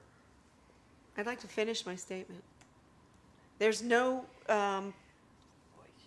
photo study, there's no light study I think you've required already in the made code. that point, though. It's not in what you're being proposed, so that needs to be addressed. There's also, you know, no notification process of this. There's always notification. I mean, I just don't understand why we have to rush forward with something that's going to impact a lot of residents. But where are the residents right now? I haven't They- gotten it, wait a minute, they let me, did not excuse know. me, let me finish. I didn't get any emails or phone calls from anybody out there, and I represent all I of have, Davie. and they're all for it. I represent all Davie, so I have, I and they're all didn't for receive it, and anything. that's my district. So let me, Except for that man you, out there. when you know what Mr. Lamack said last meeting, since this is a code amendment, it didn't require any notification. But if you're a resident and you've got something that's going to That's not impact correct, you what she said. one way or another, where are they? That's my question. If it's It's my our neighborhood, responsibility. I All right, understand let's- that. okay, But if it's let's in my back off. neighborhood, I'm going Point of order. to Can we reach move out to forward? them. It's our Hey. responsibility as elected officials to represent them first and foremost. And we are. So my problem is, the only time we'll have it is when the horse is out of the barn and the application comes in, then they get noticed. Not now, not at a code amendment. And if we felt it was necessary, it could not approve it. It's, I had one resident come to me and ask me for clarification, and once I gave it to her, she said, oh, okay. That was it. See, the residents that I spoke to out there, they were very bothered by this. And I know they're not here, but then, Well, if I you think told they- them about it and yeah. they were bothered, then Well, I also they- told them I was going to request that it be tabled and that we hold a workshop, so maybe they thought that held a little weight, but obviously not. Well, Make a motion to approve. which one? 22? Can I do them all at once? No, they have to No, be you have to do separate. them separately. Okay, so where did that start, on 22? 22. 23? 22 is the first 22 one. is the 22 is first the one. first one? Okay. Make a motion to approve Code Amendment 22. Is there a second? Second. Roll call, please. Councilmember Lewis, Yes. Councilmember Starkey, No? Mayor Paul, Yes. Vice Mayor Hatton, Yes. Councilmember Whitman. Yes. Motion passes. Thank you. You're on a roll, Mr. Lewis. I'd like to make a motion to approve 23. Second. Roll call. Councilmember Starkey, No? Vice Mayor Hatton, Yes. Councilmember Whitman. Yes. Mayor Paul. Yes. Councilmember Lewis. Yes. Motion passes. I'd like to make a motion to approve 24, Code Sec- Amendment 24. Second. Roll call. Vice Mayor Hatton. Yes. Councilmember Whitman. Yes. Councilmember Lewis. Yes. Councilmember Starkey, No? Mayor Paul. Yes. Motion passes. Thank you. I have to tell you, in 24 years of service, there's only about 5 things that really kind of annoyed me on You're- some of our votes, and I guess this is going This to be. is number 25 is Number next, the 6. Community Development District. This was approved on first reading, this is second reading.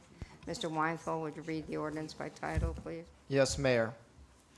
An ordinance of the Town of Davie, Florida regarding the creation of the Shotgun Road Community Development District, making findings of fact, establishing and naming the Shotgun Road Community Development District, describing the boundaries of the district, naming the 5 persons designated to be the initial members of the Board of Supervisors, providing consent for the exercise of certain powers, providing for severability, providing for conflict, and providing for an effective date.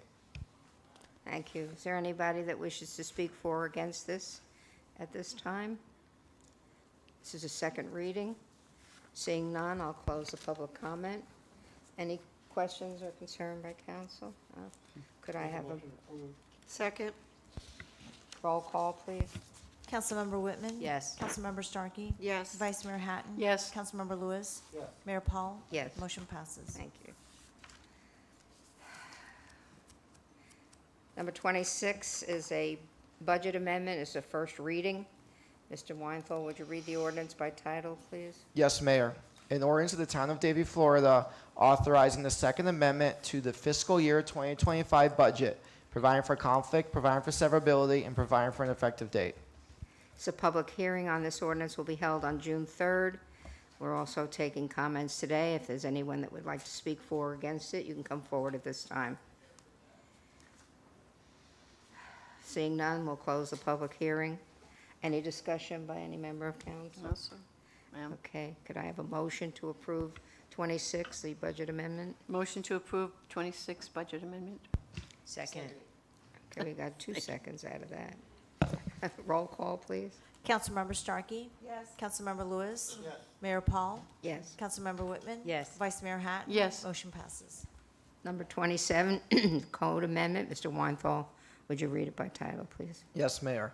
An ordinance of the Town of Davie, Florida, amending the following sections of Chapter 12, Land Development Code, Article 17, Affordable Housing Incentive Program, providing for severability, providing for conflict, and providing for an effective date. Thank you very much. There's a public hearing.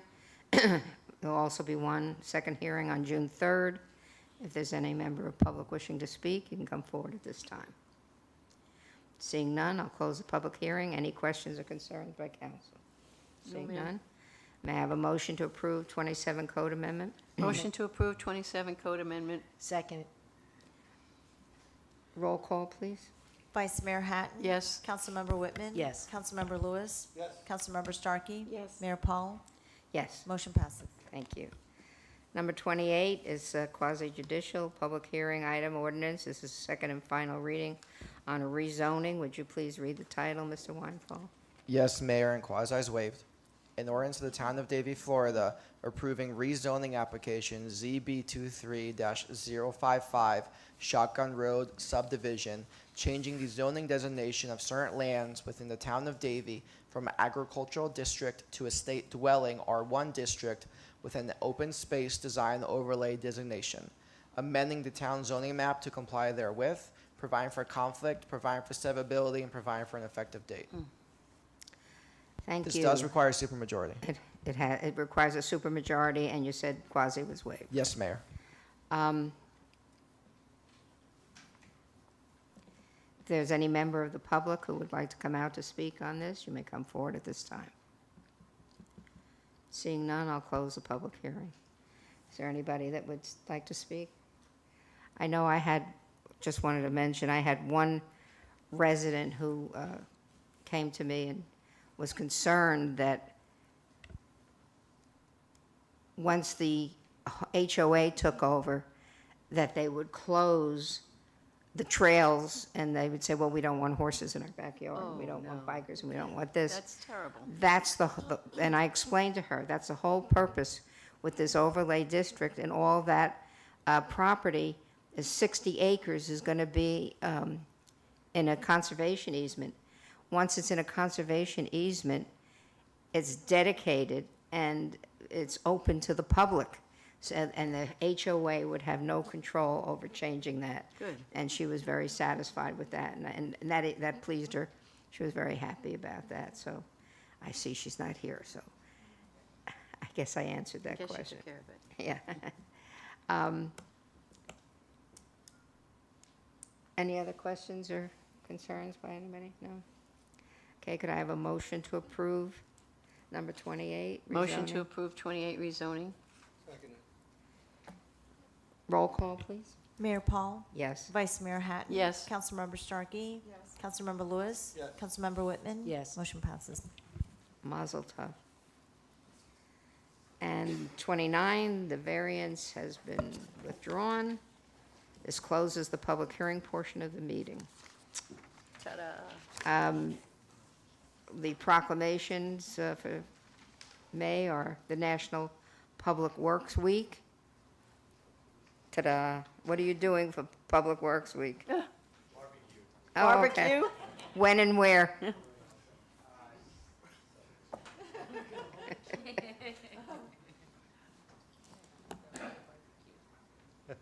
Good evening, Mayor, Council members, Jose Larrea, Director of Public Works, Capital Projects. We're having a celebration, I want to say it's a Waterford Park next week on Thursday at Have fun. noon time. If the information is incorrect, I'll send you an email with the correct Okay, you got information. it, But I'm everybody? pretty sure that's what it is. Waterford Park for barbecue. Let's go. Well, it'll be my birthday, so I won't be able to make it. That's the 30th? Birthday barbecue. Or the 29th? Is it 30th, right? It's Thursday or Friday? Did you say Friday or Thursday? No, I said Thursday. Okay, that's yes. the 29th. The Mine's the 30th. 29th. Well, you make them get your birthday cake. And then also National Missing Children's Day is May 25th. Do we have any board or committee appointments? I don't think we had any openings. We have committee recommendations. Mr. Pullman from Parks and Recreation, Painted Horse Locations. Oh. Good evening, Mayor, Vice Mayor, Town Council, Administration, staff, and members of the public. Jeff Pullman, Director of Parks, Recreation, and Cultural Arts. Excuse me.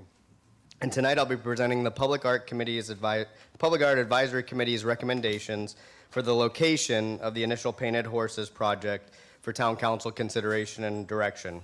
And as a reminder, these are recommendations from the committee, and Town Council ultimately has the say in the determined locations. So now that we've hosted our unveiling event with our 2 painted horses by local artists Linda DeVita and Elise Helfman, excuse me, you all have the tough decision on determining the locations where these are going to remain in Davie for the next probably 5 to 10 years. Again, as a reminder, the goal is to complete an additional 8 painted horses to be displayed throughout town for a total of 10 to complete the collection. I'd like to take the opportunity to thank our special events team and our public art consultant, Laura Atria, for assisting and hosting the unveiling event during our Touch a Truck event on Saturday, May 3rd. The Painted Horses project will be displayed throughout the town at town-owned facilities and parks, and the goal of these pieces is to be in highly visible locations while also allowing residents to get up close to the pieces to view the intricate details of each piece. At the April 21st Public Art Advisory Committee meeting, the committee had healthy dialogue discussing the best location for the first 2 painted horses that focus on town parks and facilities while balancing the spread of public art through all districts. You may notice that in the initial recommendation, District 3 is not represented, but there was a lot of discussion about Bamford Sports Complex already having 2 public art pieces, and then the 2 additional public art pieces that are currently in the open call phase being the bike racks and the mosaic tables. And as a reminder, there are plans for an additional 8 horses in the future. So these are the initial committee recommendations of Sunny Lake Bird Sanctuary in District 1, kind of in that front area, so it could be visible from Griffin Road, Wolf Lake in District 2, Robbins Park Preserve in District 4, and Oak Hill Equestrian Park in District 4. Some of the alternative locations that did receive quite a bit of discussion throughout the evening were Westridge Park, Owl Lookout Park, Old Davie School, and then the CRA and town-owned property in the future on Davie Road. So with that, Mayor, I'll kind of turn it over to you and council for any discussion on the initial recommendations. Okay. We'd like We'd like one at the Women's Club. I'd like to take, I hate to do it, but I'd like to take Wolf Lake off the list, mainly based on comments and that I got from some residents and some horseback riders, although they liked the horses, that they felt they wouldn't be safe at Wolf Lake. And I don't get any. it's the road that is on is not, it's traveled, but not as much as some of the other roads. Sunny Lake with the turnpike entrance and so forth, and Griffin Road is a good location. Robbins is good. Oak Hill, although Robbins, I don't think it would get that much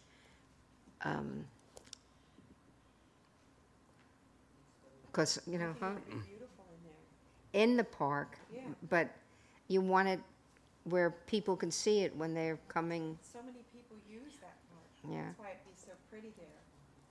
And they go there to Yeah. get Well, photos. when I was looking at it originally, it was like high visibility, you know, like from major roadways. So, Westridge. yeah, well, that's what that would have been, that was a good one. Lookout Park was a good one. Old Davie School has that big mural, so I would kind of hold off on that one at this particular time. And I actually think that one of these painted horses might be something that we'll think about in terms of the new town hall. You know, they have that place horse there in the picture, and we might just, maybe not one of these. Yeah, and there, if I could, there is an identified public art project and a sculpture for the new town hall. So that call will be coming forward Oh, okay. in the I near- didn't in the realize you were future. doing a call on that already, okay. Yes, it's just it's a timing thing Is for that. that to be but a sculpture or to be a painted horse, or? It's either or? identified in the master plan as a sculpture, to be at the town hall location. And I just want to remind you too, so there will be 10 painted horses ultimately in this catalog. So not just these locations, but other locations in the Right. future could be discussed. We're just focusing on the 2 that are pictured there initially. I do have 2 others that I'll be presenting to you later on in the presentation that you directed to give some additional feedback from the Seminole tribe, which we have. So these are just for these first 2 painted horses, and then their other locations could be identified for the future Mayor, And yes, if I could interject on Sure. this. There's a couple things I want to put in here. One, I'm glad there's 10, because even like in front of the rodeo grounds, I'd love to see one right out front there that everybody comes in and sees it. I would worry about them being out in the sun as far as the colors dying, in the next 4 or 5 years, but. Well, so as part of the call, each horse is coated with a UV coating Yeah. for protection. Yeah, but if it doesn't have the vehicle in there, if it's not a solid, that they don't last as long as you think they will. The That's the just my estimated experience. lifespan is 5 to 7 years. I was gonna is say what we 5. anticipate. Yeah, but I think they're gorgeous. In my district, if it's Wolf Lake. Every one of them, I'd love to see it in front of or somewhere nice there at Robbins, whether where you come in or somewhere in the park. Because yeah, I there's was so many thinking maybe families at that coming there. curve where you come around the front curve just before you get to the community gardens. Because that gets a lot of, There's a lot of places there in Robbins you could put it Yeah. and look good. But it would look good there. we can though, always wouldn't move it. Like even near the gazebo, because where Marlon got married, that section back there, it's so beautiful. It would It be. is, it's gorgeous It back would be there. a Very nice, great yeah. photo op. I think people would love to get pictures when they go it? out there The by photos that. people would make in front of that horse would be amazing. Yeah, it would be beautiful. So are you looking with what's on the design of where you're wanting to put it? I think we should. I mean, the one actually depicts like somewhat the first one on the top. That's Kind the of gazebo resembles. right there from Yeah, Robbins. exactly, the gazebo from Robbins. So I thought that would look nice there. Either that or the owl park, because isn't that an owl on the face? Yeah, but it's not a burrowing owl, that's a horned Okay. owl, Okay, so Sorry. Robbins. No, Robbins Lodge, or Robbins Park. technically speaking. I vote for Robbins Park on the first one. First one, yeah, I'll start there with that one too. Okay, everybody agree? We're in Robbins? on- Consensus on the top horse, which is Linda DeVita, is to be placed at Robbins Park. Right. Okay.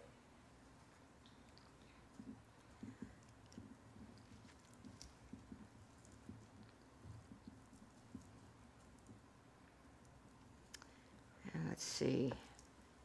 The other one depicts Flamingo Gardens. Flamingos, yeah. So you might want it on Flamingo Road, but I think Westridge. Actually, think about it, Flamingo Road, the flamingo on the horse. There's a nexus.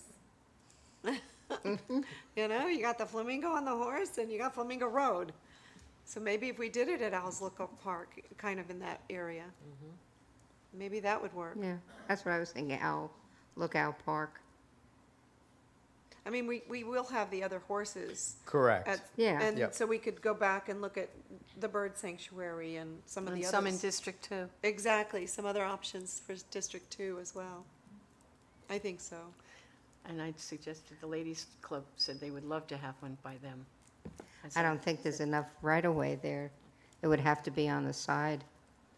Yeah, as far as So, the installation, so they're going to be installed on a concrete pad. We are working with Public Works on the design, but using like a split rail fence around it to make it decorative. Nice, But then, so people can get close, but hopefully are discouraged of climbing and interacting too closely with the art. Do we have a consensus for the Owl Park for the second one? Yeah, I think so. What do you think, Marlon? Like that? Flamingo Road? Flamingo Road? Yes, somewhere on Flamingo. I think if we're gonna have 10, it doesn't matter to me. Okay. Because we're gonna put them Right, You know where this, pretty much around, it's just a matter of when. right. you know where it says, "Welcome to the town of Davie," there on Flamingo Road? You could put a horse there. That's in the median. Yeah, so?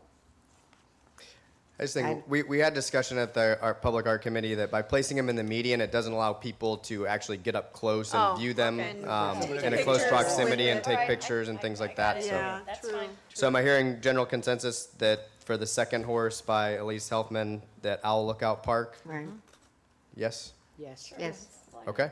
Thank you. I got a question. Yes. At town hall, we don't have a water feature with a horse? A what feature? Water, she said water. In that, You want You a know, water in that- fountain or what? Where they had the sculpture or whatever, that's not a water feature? No, Councilwoman, that's never been part of the plan. we tried. I thought we had We a big tried, water fountain yeah. of some sort and then a horse I was in the center remember of it. that was, I would have No? liked that too, but it Okay. didn't go that way. So I do have a few more slides for consideration. So now that the initial two designs are approved, council also gave direction when the designs were originally presented of two horses that depicted Seminole tribe symbols and other items. And so we were directed to work with the Seminole tribe and the historic preservation and the artists to rework their images and to create a redesign for Seminole consideration and approval prior to presenting it back to you. So I am happy to show this image again. This was approved in concept by the tribe. However, they did state that the images used to depict the Seminoles were actually more of the Great Plains region, and they also did not ride horses during this time period. So the artists worked with the tribe and the Historic Preservation Office and came back with this design based on the feedback. And this depicts a Seminole in a canoe and an egret on the other side, and this was approved by the Seminole tribe. And I'll come back to it here, but I just wanted to show this, which is now approved by the tribe. And then the second horse, again, the feedback from the tribe and the Historic Preservation Office was that it was approved in concept. However, the depiction of the Seminole person wearing a headdress is not accurate and was more of an Aztec headpiece, and if they were to remove it, that would be fine. Based on the feedback, this was the redesign by the artist. Nice. This is pending approval by the Seminole tribe. We're hoping to have their feedback or approval this week or first of next, based on the conversation we had last week. I like the right one. That's very nice. It's both sides. Yeah, so which brings me to the question, if the one on the left is approved by the Seminole tribe, the one on the right is pending approval, just seeking direction tonight if town council wishes to move forward with one, both, or neither of these images. If the direction is to move forward, we'll work with the artist to execute our agreement and then start them on their design. I like them both. Mayor? Yeah. Question, they prioritized from the Art and Culture Committee several horses. Is that the next in line? Are these horses or were the other ones? Because I remember this was, at yes. least I recall, they were farther down in prioritization. Based on the committee rank, this one was tied for fourth, Okay, and this one was the number one selected by the committee. This was feedback received, though, at the previous meeting from town council when we presented the initial 10 and received direction to move forward with the first two, Okay. with these pending the redesign. But from the committee ranks, this was their overall number one, and this was tied for fourth okay. prior So to the we- redesign. They were right We up now there. have the 1 and 2 that have already been completed. Correct. So where's 3? The number ranked 3? I don't recall what was the committee's rank number 3 Yeah. in the process. Or the town's, yeah. I don't recall. I can follow up after. Yeah, we should see that too. And then I would want to move forward with this one, since we've got their approval. And, because we like that one. And then since this one's pending, wait and put the other one, engage with the number 4 ranked that we talked about before, or number 3 ranked, that the committee had ranked number 3. I would have to come back and do a follow-up presentation if Yeah. you wanted to revisit the designs. The direction received previously was the initial 2, and then these 2 as well, pending the updated images. If you wanted to revisit the initial 10, I can come back with an additional presentation. But I think, Because I don't remember the one on the right. I mean, oh, I do. no, I remember it. I remember we really liked it. But I didn't know that it was ranked like way there up high. you Yeah. know? Like I said, the one on the left was tied for 4th overall, Fourth? and the one on Okay. the right was their number 1 overall based Okay. on the committee Okay. ranks. Our left? It is Yeah. one horse, 2 sides. Oh, I'm sorry. Yeah. Yeah. So you'll see both sides on one horse. Yeah, that's good. Yeah. No, I Go ahead, I Jeff. like them, yeah. Our Well, left the or one- your left? The one with the white triangles around kind of the main there is what I'm calling the left. I believe it's your left as well. Yeah. Yeah. The brown ones are right. Correct. with the Indian is all right. They're both, Yes, We're correct. So tonight I'm seeking direction that based on the approval and the pending approval, if you would like to move forward with one, both, or neither one of these designs, and if I get that direction tonight, we'll go ahead and execute the agreements and move those forward. Yes, I think we should. So- Everybody agree? Yes. Yeah. Excellent. And then we'll pick a location at another times? Yes, we'll come back with the designs once they're finalized, because there may be some minor tweaks and changes based on this initial draft, but then we'll bring those back for the locations.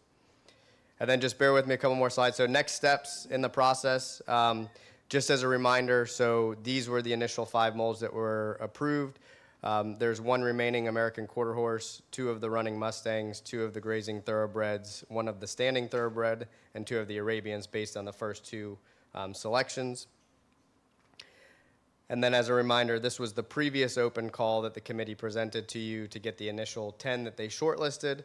But based on the feedback and approval tonight, we'll take it back to the Public Art Committee to formulate an updated theme based on some of the feedback that we received from the call and from Town Council once we receive those images back, to complete the remaining 6 horses following the approval of the additional 2 tonight, to bring that back for Town Council approval prior to posting the open call.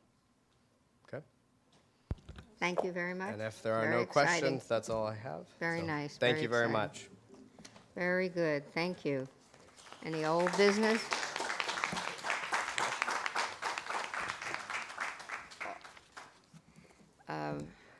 Yeah. Everybody get ready for your next meeting, starts at 4 on June 3rd.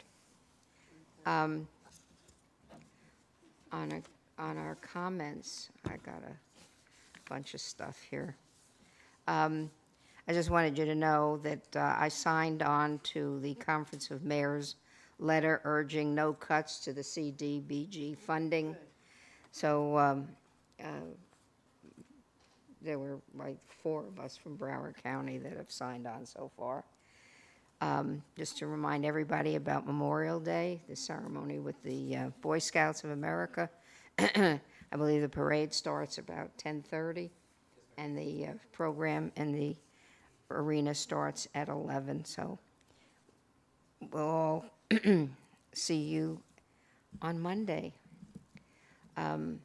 I got a very nice letter from the Davie Community Worship Center, and I did send a thank you response in recognition of the National Day of Prayer celebrated on May 1st.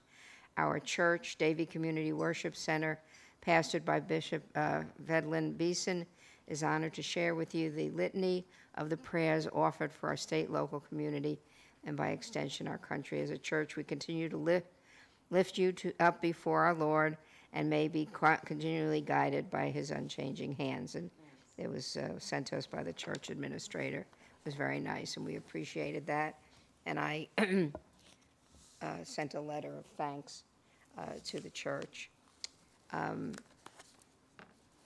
got this from Tommy Gill, gave this to me the other day, the names of 2 World War II Davie men who were killed in action during World War II, Ira Wiggins and Junior Gandy, and I will be honoring them in my brief statement at the ceremony on Monday. So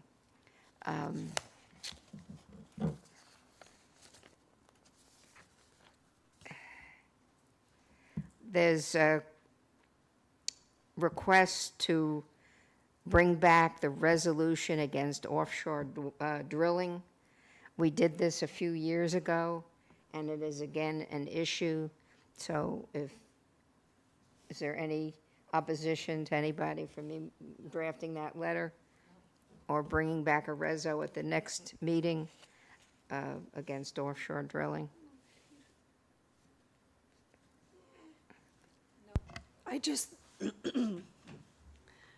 I'm just concerned that if we don't, you'll have Venezuela and Mexico doing it instead. So with the What? rights that go forward with the offshore drilling in the Gulf, they kind of thought that would be one way to hedge it off. That's some of the conversations that are out there. I don't follow that. No? Okay. I don't know. 'Cause of the- That's why I'm asking. Does Yeah. anybody have any opinion? I don't know What? if it's factual or not, so What's just that? what they're talking about. All right, well, I'll discuss it with the attorney and with Mr. Lemack, and if you have no objections, we'll see Okay. what comes out of that, okay? I'd like to readdress horse crossing, push-button horse crossings on certain roadways. There's a new one, and I'm going to get that information to everybody as soon as I can figure it out and lift it off of where I found it. It's basically for if you're coming down a wooded trail area and you want to cross a road and there's a limited visibility, that you can, it's a little push-button thing that's, what do they call that? Solar panels runs it and gets you across the road. And it's basically, some of these are used on basically two-lane roads, and I was thinking of a couple of locations on Orange Drive. And while I was talking about it to someone, they said, well, we really need this, and we've tried to address this before, and it's always been an issue. We really need one on Nob Hill to get the people across from Westridge to the west side of Nob Hill, to the trails. And because that's a very, very dangerous crossing, and we need to readdress that and look for a way to make that happen. So I'd like for us to look into that as well. I mentioned before relocation of trees. I'm a little concerned. I know there's an issue going on with possible development on Flamingo and State Road 84. I've noticed the last time, if I've mentioned this before, I know all those trees by name, especially the cypress trees, but there's some very nice mature oaks there too. And when I drove by there the other day, I noticed that some of the oak trees were marked. They had a red ribbon around them, which gave me some concern. I just want to reiterate my feelings about that location, where I don't know if anything has come in, any applications, or anybody's working on anything, but make sure that they preserve that little lake area and those cypress trees. They're going to have to develop around it because the cypress trees are protected. And to think that they can just take them down and mitigate it because they feel like it is not right. So I want to keep an eye on that, okay? And last but not least, happy birthday to Susan. I beat you, I'm sorry, Michelle. Oh, okay, that's right, but we're closer now. So, happy birthday, Susan. You can go now, Michelle. Thank you, Mayor. All right, hold on to your seats, folks. It is National Water Safety Month. Davie Parks and Recreation is partnering with Davie Fire Rescue to host a Water Safety Day and pool party on this Saturday, May 24th, from 12 to 3 p.m. at the Betty Booth Roberts Park, located at 4200 Southwest 61st Avenue. Admission to the pool will be free during this event. Complimentary food and refreshments will be provided. Come on out and meet and greet our aquatic crew members and our fire rescue personnel. For more information, contact the Parks, Recreation, and Cultural Arts Department at 954-327-3927 or email jgarcia@davie-fl.gov. We also have more pool news. Pine Island Aquatic Center update is closed to accommodate a pool liner and tile replacement project. Access to the pool area remains closed. The pool is expected to reopen in early June 2025. Betty Booth Roberts Park pool will reopen for weekends and holidays from 8 a.m. to 5 p.m. beginning this Saturday, May 24th.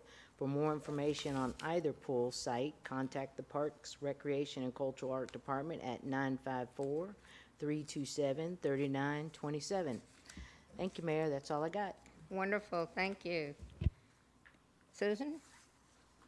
The only thing I have for, is the Broward League of Cities Board of Directors meeting is going to be next week, and I won't be able to attend it because, or 2 weeks from now, because I'm going to be at the Florida League of Cities Board of Directors meeting, as well as the Florida Municipal Loan Council trustee meeting. So I wanted to make sure that either the alternate, Carol, or the second alternate, Marlon, would be able to be in attendance to the board meeting. We get the agenda about a week before, so I'll review it and let staff know if there's any of my concerns to articulate whatever it is, and if we can ensure that, we are present to what we're doing. It's going to be in Hollywood, so it should be pretty close. Oh, that's good.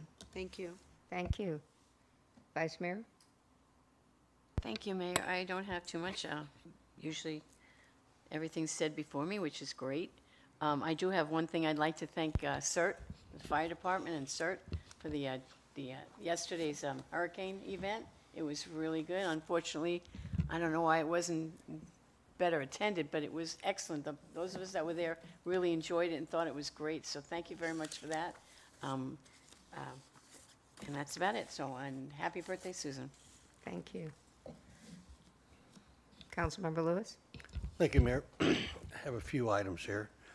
As a reminder, FDOT is hosting an alternatives public information meeting for the proposed interchange at Sterling Road, State Road 848, and Florida's Turnpike, State Road 95. You may participate virtually or online at 6 p.m. on Tuesday, June 10th, 2025, or by telephone. Alternatively, you may participate in person from 5:30 p.m. to 7:30 p.m. on Thursday, June 12th, 2025, at the Old Davie School Museum and Event Venue. This week is National EMS Week, so I want to recognize and thank our Davie Fire Rescue personnel for their service to our community. Great job. And if you're looking for fun and pool activity this Saturday, join us at the Parks team for a free Water Safety Day and pool party, May 24th, from 12 to 3 p.m. at Betty Booth Roberts Park. I want to make one other quick comment, too, is when we were recognizing the Ray House there at Flamingo Gardens, and she said if he hadn't been there, I am so impressed by Flamingo Gardens that not only is it a jewel in Davie, it's something great here for this whole state.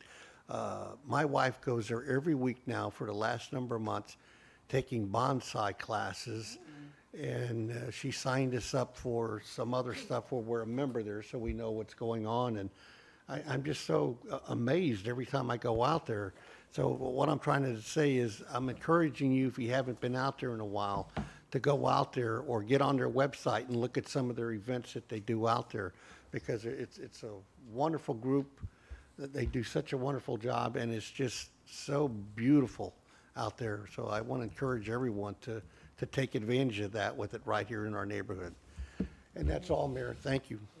And I think I would add to that, because I just put it on my calendar, on Wednesday, the 28th, from 10 to 12, there's a grand opening for their Everglades outdoor area and ribbon cutting, and I was planning to go to that. So there's always something new going on there. So it's really exciting, and I just love the wildlife encounter. So that's always a fun thing. Thank you. They're at least twice a week in the summer with the kids. They love it so much. You take the tram ride, go see the otters, go see Josh, the bear. He's a good time to have. Mr. Lemack, do you have anything to add to the? Mayor, I'm just going to yield to Deputy Town Administrator Marciano Lewis. He just wants to provide you with an announcement. Thank you. Okay. Thank you, Mr. Lemack. Mayor, council members, staff, viewers. A bit of good news for our utilities. We were awarded 2 awards from the Florida Department of Environmental Protection, also known as FDEP. And just a little backdrop, between 2021 and 2024, the Davie utility was part of a divestiture study to explore regionalization of resources, in part to minimize rate impact to our customers.